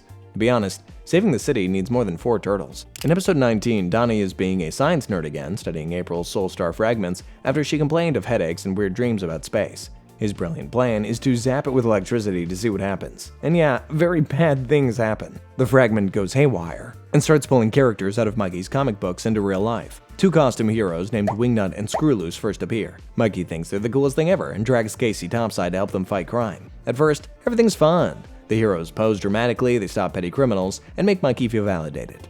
But Donnie's freaking out because the Soul Star fragment just created sentient beings from thin air. If it can do that, what is it doing to April's mind? Things start going sideways when Mikey and Casey try explaining the truth to Wingman and Screwloose. Hey guys, you're fictional characters powered by an alien crystal. Instead of handling it well, Wingnut and Screwloose have complete mental breakdowns and then transform into monsters. Now they must protect civilians while the fictional characters rampage through the city. Only in New York City, baby! They finally stop the chaos by removing the Soul Star's power, but Donnie's left horrified. If one electrical surge can animate fiction and twist it into violence, what is this fragment eventually going to do to April? It looks like it's already doing it because something certainly is not right about April. In episode 20, Shredder's recovery montage finally ends. At his hideout, Stockman checks the mutagen treatment, but Shredder is impatient, demands the entire dose at once. Stockman warns that it might be unstable, but Shredder doesn't care. He injects himself, and the transformation is wild. Shredder goes from Shredder to Super Shredder, and that cannot be good. Meanwhile, Splinter is meditating when he gets a horrifying vision of Shredder's new form.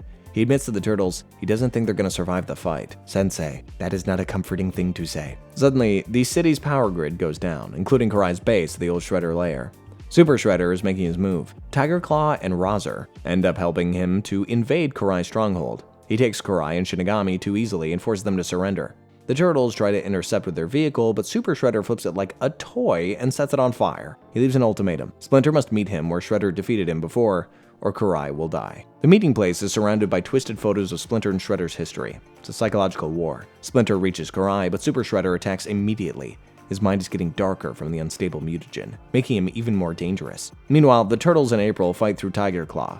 Razor and some other bad guys, trying desperately to reach their father. Super Shredder's kicking Sensei's tail in! The duel is brutal. Super Shredder crushes Splinter's foot and prepares a killing blow, but Splinter throws a blade at explosives, collapsing the floor beneath them. Refusing to let Shredder escape and hurt his family again, Splinter grabs him and they both fall into the abyss below. When the turtles arrive, it's too late, but the bad guys are not done with them either. In episode 21, we're following Splinter and Shredder into the abyss. Splinter is alive, but he's in bad shape. His leg is broken, he's burning up with a fever, and he's seeing things while crawling through the gross tunnels under the city trying not to pass out. The turtles split up for a rescue mission. Donnie and Mikey rappel down with grappling gear to find Splinter because they're small and quick. Raph and Casey stay near the tunnel roots to fight off the bad guys, who are still trying to block the escape path. Up top, Leo, April, and Karai sense Super Shredder and Tiger Claw coming, so they intentionally drag them away. Super Shredder doesn't even wait to catch his breath, he just continues his havoc right where he stops. He knocks Leo into the street in front of civilians. And as they're fighting, April uses her star to stop a flying fuel tanker with her mind. Kinda badass, right? Except her eyes glow kinda weirdly. There's something up with that crystal, we gotta look closer at that. Karai pretends she wants to talk to Shredder, then punches his mutated heart as a surprise attack, but Tiger Claw grabs Shredder and escapes. Raph and Casey beat Ivan and Zek, and Donnie and Mikey finally reach Splinter to carry him out alive. Happy ending? You wish. At his hideout, Super Shredder angrily asks for more mutagen, overpowers Stockman, and forces him to inject him despite warnings that it could kill him. This guy's totally lost it. In episode 22, we're finally focusing on April and her weird crystal. So about that, it's possessed by an ancient Eon Elder looking for a host, and April is the unlucky winner. Now, the team has to save April before she becomes a weapon for some evil spirit. Great. Splinter immediately recognizes the danger, moves April to the dojo for healing mantras. But that crystal is so creepy, it keeps trying to pull itself back to her like it's alive or something. Donnie stays behind, trying to figure out how to cut the connection, while everyone else prepares for the worst. Splinter uses ancient meditation and mantras to help April fight back, but the crystal has other plans. The spirit feeds on her anger and frustration. She hurts Splinter and Donnie. Donnie's freaking out because for once, science can't fix this. It's all mystical mumbo-jumbo, which is definitely not his comfort zone. The Turtles manage to capture her and confronts her with love, reminding her of all the good memories they shared. With the Turtles' support, April fights back from the inside and literally rips the crystal from her body. The dark spirit comes out and tries to attack, and yet she finally shows them who's boss. After everything, she collapses, exhausted but free. The crystal is contained now, but April is shaken. Nobody knows what else might be lurking out there. Before we get into episode 3, let's take it back a little bit to our big turtle lava creature that chased the turtles on that other planet. Her name is Taka, and now she's on her way to Earth, and we're all about to get roasted. Why this early Christmas present, you may ask? Well, it turns out that Raph had taken Toka's baby as a pet and even named it Chompy. Good job, Raph. In his defense, he thought Toka died in a supernova, but no, she didn't. The bigger problem is that the Earth's military has seen Toka, and if they attack first, it could start a war nobody survives. So the Turtles need to reunite Chompy and Toka before the Earth Protection Force makes things worse. This is when Bishop shows up. Turns out he's now an Utrom ambassador advising the EPF on alien threats. But the general won't listen and goes ahead to attack Toka with jets, which she destroys instantly. Bishop fights off EPF forces so the Turtles can escape in a stolen stealth ship. Toka reaches Manhattan, causing great destruction. The EPF attacks with everything, but Toka overpowers them all and shoots down the turtle ship. Donnie frantically does emergency repairs mid-battle and gets the ship airborne just long enough for Raph to approach Toka with Chompy. Raph explains he only took the baby because he thought she was dead and wanted to protect him. Thankfully, Toka understands and stops attacking. She even lets Raph keep caring for Chompy for now because she recognizes their bond. Back at the lair, Raph is relieved, but Splinter warns that Chompy will grow and eventually needs to return to space. Raph accepts it. For now, though, his alien baby is safe. In episode 24, Tiger Claw suddenly has a vision of something running through Manhattan with insane speed. When the figure's face becomes clear, it's an amber-eyed mutant fox, and it's coming for him. Meanwhile, during patrol, Raph and Casey catch a fox ninja breaking into the museum to steal 2 sickle-like cursed weapons called the Blades of Vengeance. She introduces herself as Alapex, and as she's trying to escape, she cuts Casey. Outside, Alapex comes face to face with Tiger Claw. Turns out she's Tiger Claw's sister, and she's been hunting him because she blames him for ruining her life. She had even tried to kill him once, but only managed to cut his tail, which she now wears as a trophy belt. So, you know she's not here just to play. Tiger Claw is furious, but with his backup, he forces Alapex to retreat. Back at the lair, Casey starts to have random bad luck, like bad things just want to happen to him. So, all to say, a lot of bad luck. To break the curse, they must use it back on the person that inflicted the wound. That is Alapex. Turtles help Alapex break free from Tiger Claw. She shows honor by returning one blade to help them, but April destroys the cursed blades, thereby breaking the curse. With Casey free, Alapex wants to kill Tiger Claw, but then changes her mind. Tiger Claw tries shooting her in the back anyway, because he's trash. Alapex dodges and slices off his arm, then vanishes. At least Tiger Claw has learned his lesson. Oh, and he's never going to be able to clap again. Maybe he could do it on his thigh? Or his chest, maybe? Episode 25 starts with Stockman finally perfecting a super mutagen that stabilizes Super Shredder's falling apart body. Does it calm him down? No, not at all. It actually makes him stronger and a lot more crazy. He tests it by slicing through elite footbots like butter and destroying a hologram of Karai without hesitation. Any mercy that Shredder had? Bye-bye forever. Razar and Fishface tell him that Karai and Shinigami are hiding with the mighty Mutanimals, so Shredder decides to start from there. Super Shredder attacks immediately, overwhelming the Mutanimals' defenses and setting the building on fire.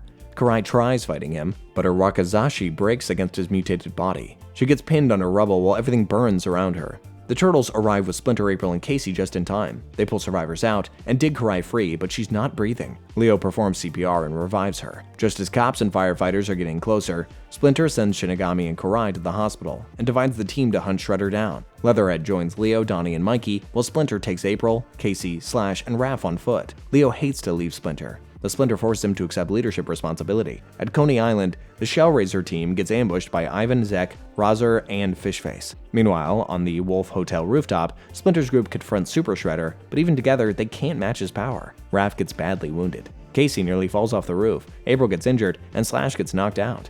Splinter manages to cut off several of Shredder's claws and knock him off the roof. But it's a trap. Shredder returns instantly and gives Splinter one big terrible strike in front of the arriving Turtles. There's no surviving that. There's no do-overs this time. April blasts Shredder into a garbage truck, and Casey triggers the compactor to crush him. It looks like this works.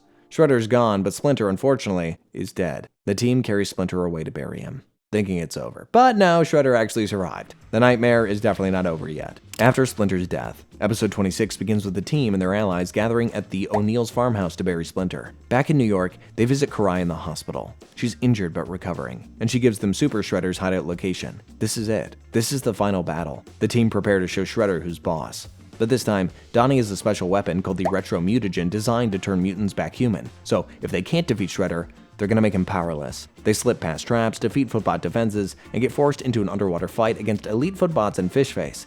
April gets Fishface onto shore, and Raph disables his breathing gear. Finally! Bye, Fishface. Inside, they find the annoying Stockman.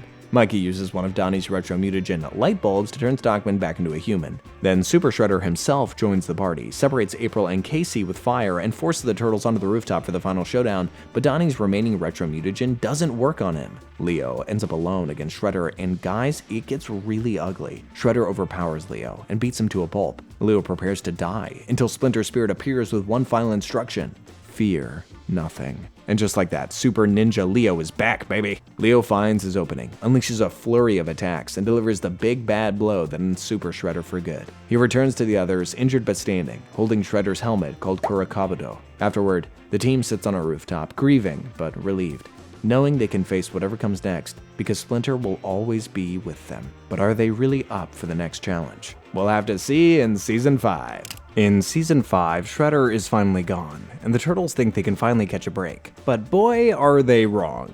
Their world starts crashing down again when a mysterious hooded thief steals an ancient scroll from a penthouse vault, and Raph and Casey see weird green-eyed identical dudes wearing robes lurking in the sewers. This can only mean that somebody's rebuilding the Foot Clan, and they're doing it really fast. Donnie investigates and finds out that the stolen scroll summons a demi-dragon called Cavaxis. Trust me, it's worse than you think. Because this isn't just a dragon or whatever. It's a big weapon that can destroy the world within seconds.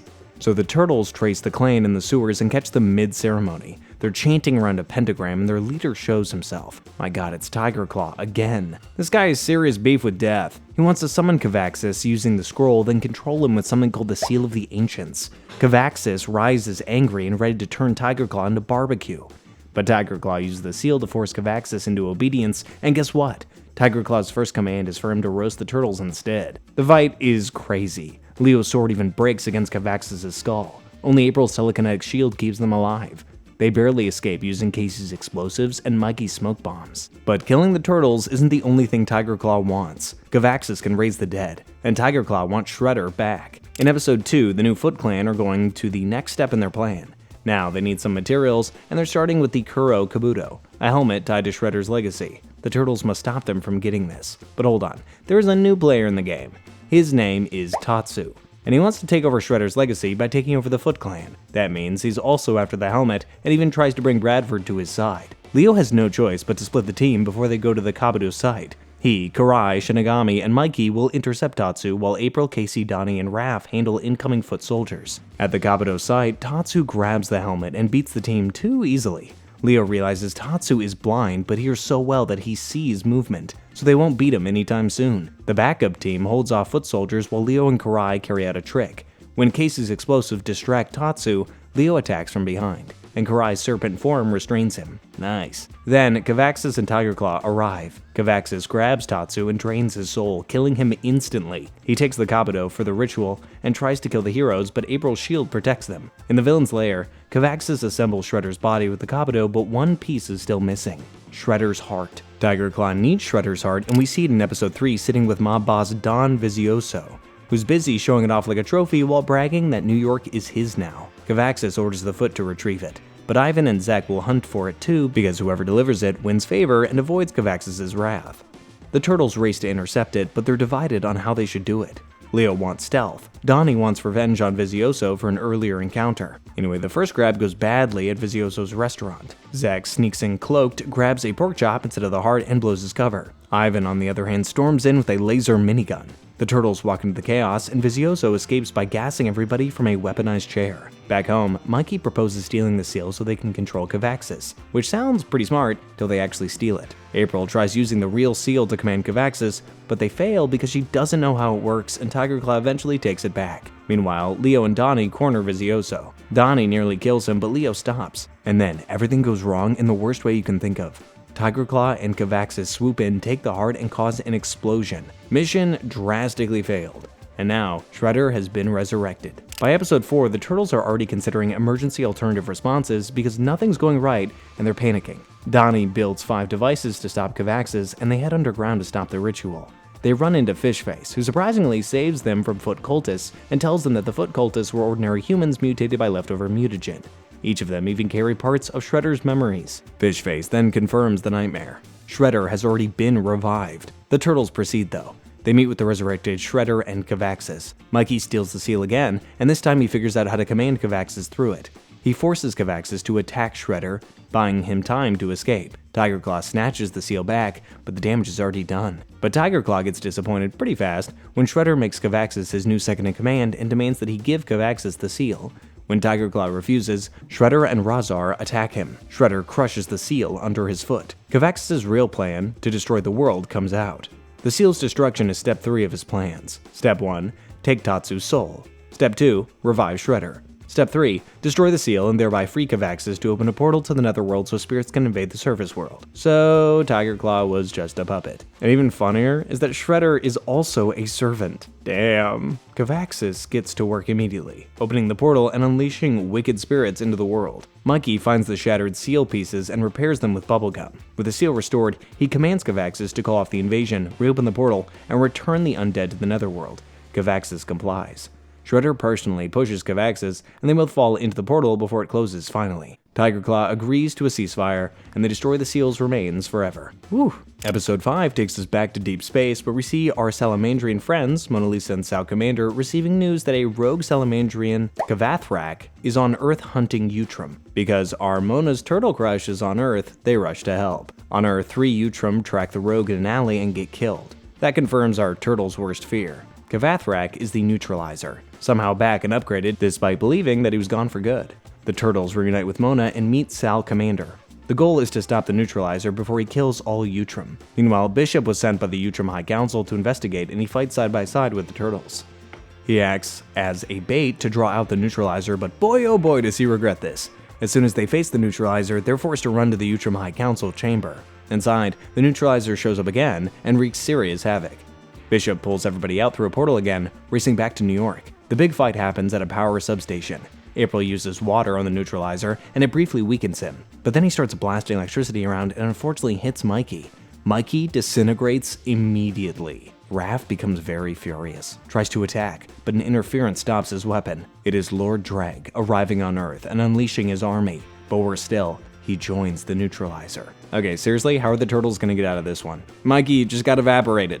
Episode 6 continues right from Lord Dregg's landing, but things quickly take a pretty disgusting turn when he starts to release his annoying insects all over town. Gross. These bugs spray slime, they build hives, and even trap civilians in their cocoons. The Turtles are so outmatched, especially since Neutralizer is now Dregg's partner, and as if that's not enough, Leo and Sal Commander get taken. The Turtles are sneaking through the bug-infested streets when Neutralizer decides to attack, but then the most amazing thing happens. Mikey suddenly comes back. He's not just alive, but he has electrical superpowers now. All that electricity while he was attacked must have found a way under his skin and just, taken him to another hero level. Damn. Anyway, he saves them, but those annoying Vereen bugs still capture Donnie and Karai. Bishop calls the EPF, and they come up with a plan to distract Dregg with the turtle mech while Mikey infiltrates the ship with some bug spray.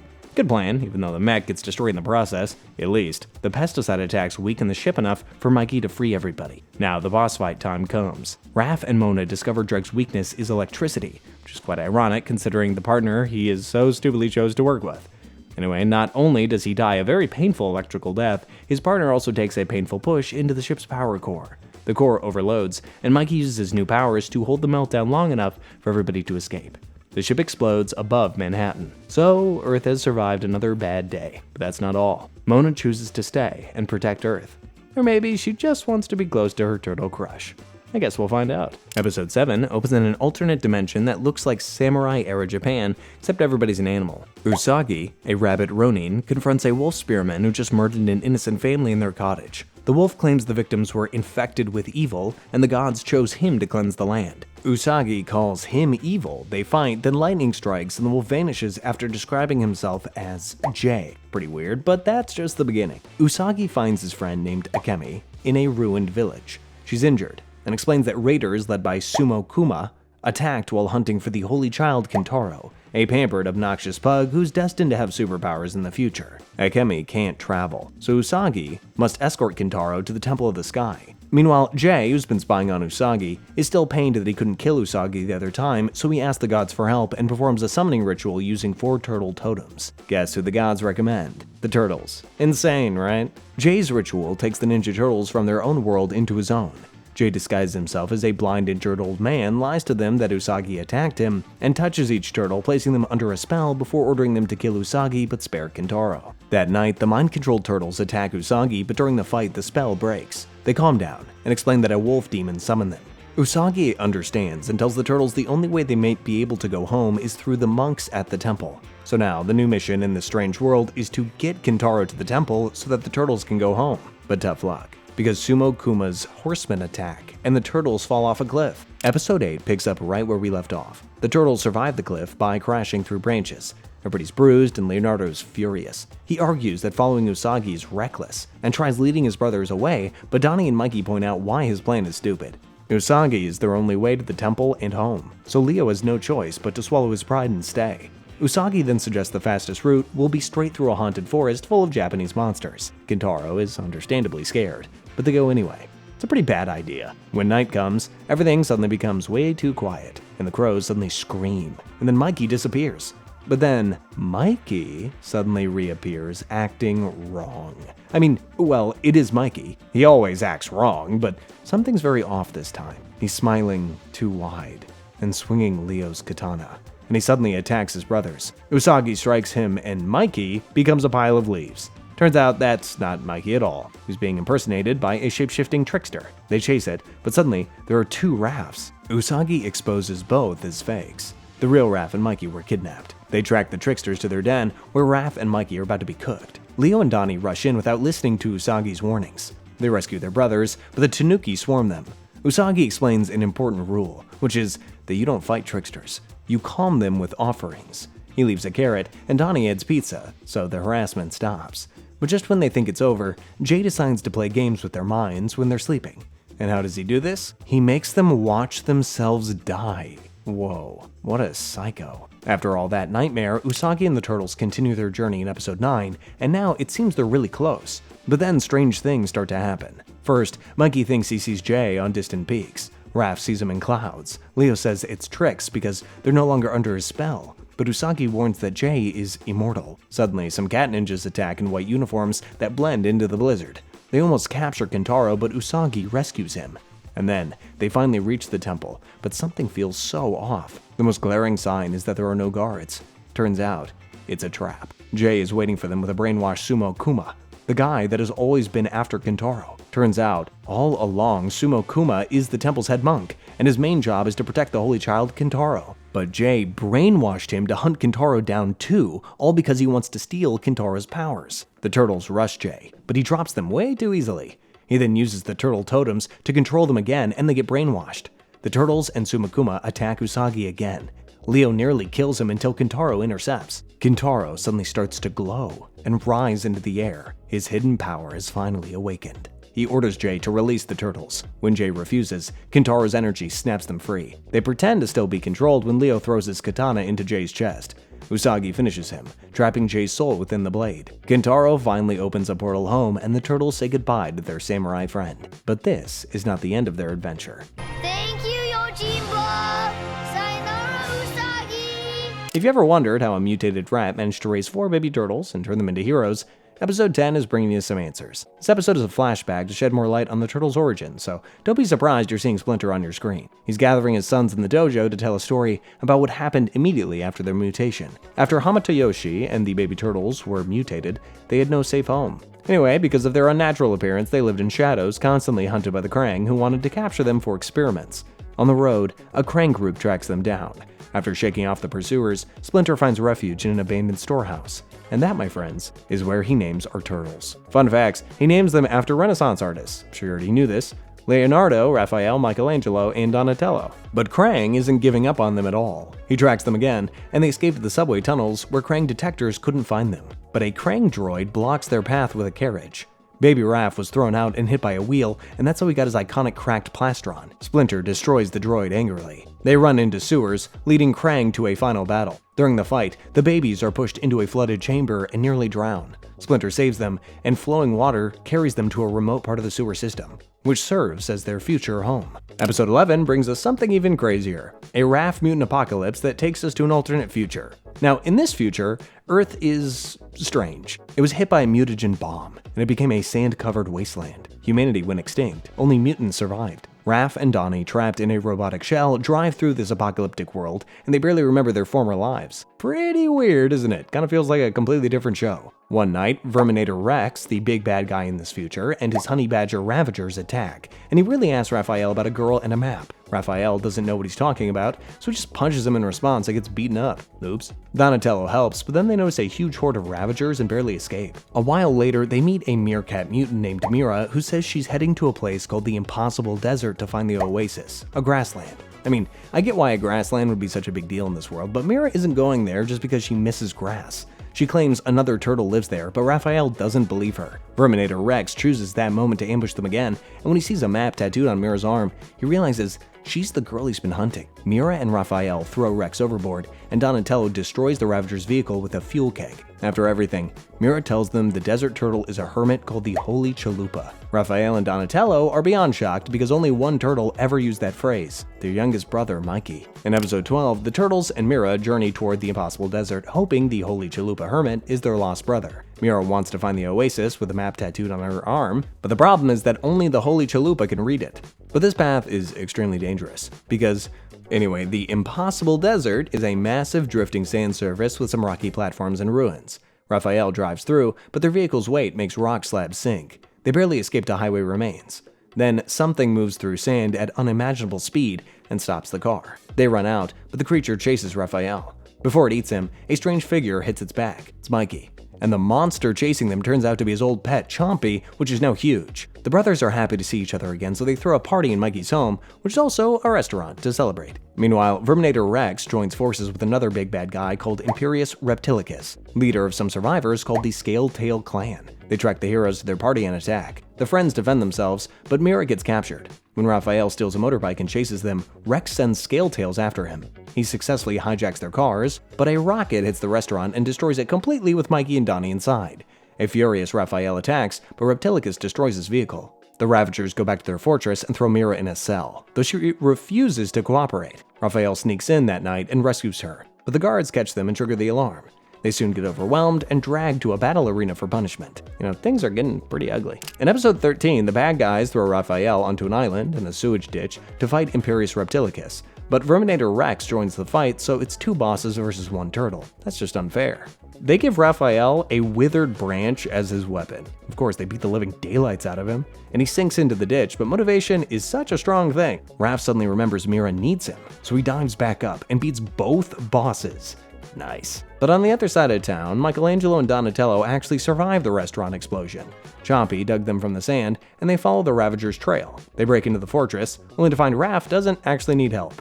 The cheering crowd choose Raphael as their new leader, so they form a convoy to look for the Oasis. Verminator Rex can't accept defeat. He contacts his leader, Maximus Kong, and tells him about Mira's map. Maximus attacks the convoy in a canyon labyrinth with a mighty war vehicle demanding Mira. Raphael refuses, making Maximus attack with Verminator Rex and a creature working with him called Synthezoids. Raphael splits the squad. He fights Maximus. Mira battles Rex, and Donnie and Mikey handle Synthezoids. During a very crazy fight, Raphael knocks off Maximus' helmet and oh my god, it's Leo. But no, he's not the Leo they know.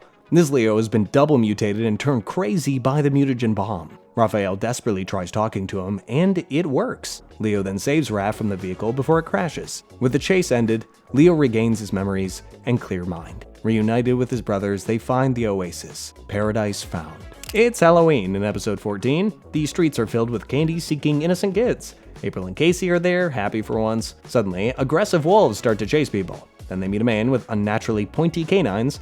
But come on, this has got to be a costume, right?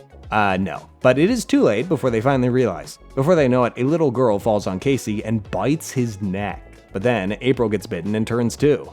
Suddenly, a bright portal opens, and their friend Renette enters, rescues them, and explains that their enemy, Savante Romero, had escaped from where he was banished and caused this monster plague. He stole her emergency time travel device, recruited monsters, and returned to conquer Earth. Renet plans to travel back to the past and stop Savanti. If they stop him from recruiting his monsters, maybe this problem will stop. It's a very big maybe. So they travel using her staff and land in ancient Egypt, where Savanti is hiring his first ally, the Mummy. That's just the dead pharaoh, huh? Wonder what he's gonna do. They enter the tomb, but it's a death trap. They face deadly traps and mummified guardians attacking them. They escape and reach the main chamber, which is the pharaoh's resting place.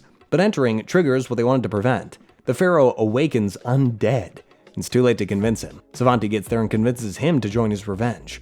Renet's scepter is low on power, only enough for one more jump. They briefly catch the Mummy, but he breaks free and escapes with Savanti through a portal. Renet uses the last reserves of the scepter to follow them to medieval Europe. In episode 15, Renet and the Turtles reach medieval Transylvania on a very weird and very scary swampy night to hunt the next recruit Savanti wants, Lord Dracula. You know, the Lord of Vampires. A dashing silver fox with a penchant for blood, we're all familiar. They immediately get attacked by a wolf pack, and in the process, Raph gets separated and chased deeper into the moor. The wolves turn into a figure that then changes into bats, which swarm Raph and bite him. When the others find him, they realize he's been infected with vampirism. They reach a deserted village where they meet two Romani travelers, Volko and his daughter Esmeralda. Esmeralda reveals that the only way to save Raph is to destroy the vampire who turned him. Meanwhile, Savanti and the Mummy arrive at Dracula's castle first and force Dracula into service. When the turtles come, Dracula's wolves kidnap Raph and Volko and drag them toward the castle. The remaining turtles track them to the gate and confront a vicious werewolf. Leo and Donnie chain it, preparing to kill it until Esmeralda reveals the werewolf is her father Volko. So that's why Savanti took him.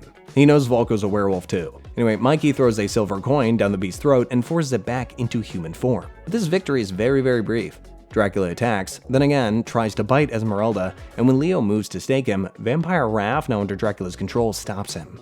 The Mummy removes the silver coin from Volko, forcing him to transform again. So now, they have both Raph and Volko, and they escape into the future with them. Renet burns the last charge of her scepter to follow, promising Esmeralda she'll return Volko safely. And so, they jump to 1818 Germany toward Castle Frankenstein. Episode 16 opens in a graveyard, where Igor, assistant to Dr. Victor Frankenstein, is stealing corpses for the doctor's experiment. You all know the legend. A crazy scientist obsessed with creating life builds a creature from dead bodies to try to bring it alive, and the creature comes alive, but it just can't die. Yeah, this is that Frankenstein. The Turtles meet Victor at the castle. Donnie, playing scientist, gains Victor's trust and helps prepare the final stage of the experiment, which is to use the storm's lightning to bring the body to life. Donnie also luckily learns that to reverse vampirism, the infected must drink a mixture including blood from the vampire who turned them before drinking innocent human blood, so there's still hope. The storm starts and the experiment succeeds. The creature wakes up, but Victor hates it and rejects it. Mikey tries to make friends with the monster, calling it Frank, but just then, Savanti's crew arrive, and Dracula hypnotizes Victor into ordering Frank to attack the Turtles. Donnie shocks Victor out of the trance, and Victor redirects Frank against Savanti. In the chaos, chemicals spill on the floor and start a fire. Frank is afraid of fire, so he runs to the roof. During the chaos, Donnie captures Vampire Raph in chains, and Renet thankfully manages to use the tower apparatus and lightning to recharge her scepter. It works, but the blast throws Frank off the roof. Savanti's monsters take Frank and escape to 21st century New York. The Turtles have failed again, but they still run after them. In episode 17, Renet and the Turtles get to present-day New York shortly after the plague begins. Guys, this is not pretty at all. Vampires, werewolves, and zombies have already overtaken Manhattan. Vampire Raph is still chained as the Turtles' prisoner, but he calls for reinforcements with a screech. They run into the sewers for safety, and Raph hypnotizes Mikey into freeing him. Once he's freed, Vampire Raph goes to steal the Time Scepter. On the other hand, Savanti sends Vampire April, Casey, and Frank, and a monster army to attack the Turtles' lair. The fight wrecks their home, and during the chaos, April bites Donnie. The Turtles manage to escape, but Donnie's now infected. Oh, that's bad. Donnie fully turns into a vampire while they're hiding, and he attacks his brothers. Leo, Mikey, and Renet run for their lives again. Meanwhile, Savanti and Dracula are fighting for control. They don't know it yet, but this is going to be their downfall. They continue hunting the fugitives and surround them in Chinatown. Outnumbered, Mikey begs Frank desperately to help them, and he succeeds in turning him against Savanti. In the struggle, Mikey snatches the scepter, but it misfires and takes everybody not so gently into the Cretaceous period. In prehistoric times, Dracula attacks the Turtles while Savanti tries to repair the scepter. Mikey uses Donnie's staff and drives it through Dracula's heart, destroying him. Dracula's death cures Raph and Donnie. Savanti tries retaliating, but Renet knocks him down, grabs both devices, and opens a gate to the present. Stranded, Savanti gets eaten by a Tyrannosaurus Rex. With Savanti and Dracula gone, the plague stops. Everyone, including April and Casey, return to normal. Renet returns Volko to the past. I would never forget you, Frank. You turned the tide of this battle. Leaves Frank in the future and says goodbye as the Turtles resume their Halloween celebration. Episode 18 drops us straight into the 1987 cartoon world. Shredder's alive, angry, and completely done with the Turtles. He teams up with Kraang, and their big plan is simple. Power up the Technodrome and destroy Earth. It's very on brand. They fire it up and open a portal, but accidentally leave Ivan and Zek, their sidekicks, behind. The 1987 Turtles show up and catch them, tie them up in the softest, least painful way possible, and question them while the Technodrome enters the 2012 Turtle universe. Several weeks have passed since the 2012 Turtles defeated Samanti. Shredder and Kraang are still dead in this 2012 world, so New York has been peaceful. Too peaceful. The Turtles are bored out of their minds. But fun, or danger, has a nice dose of dangerous fun for them again. Now, the 2012 Ivan and Zek are still alive and are hiding at their messy hideout. They're very broke. So much so that they're eating cockroaches. So when Ivan finds a newspaper job listing for a mutant warthog and rhino, he jumps at the offer.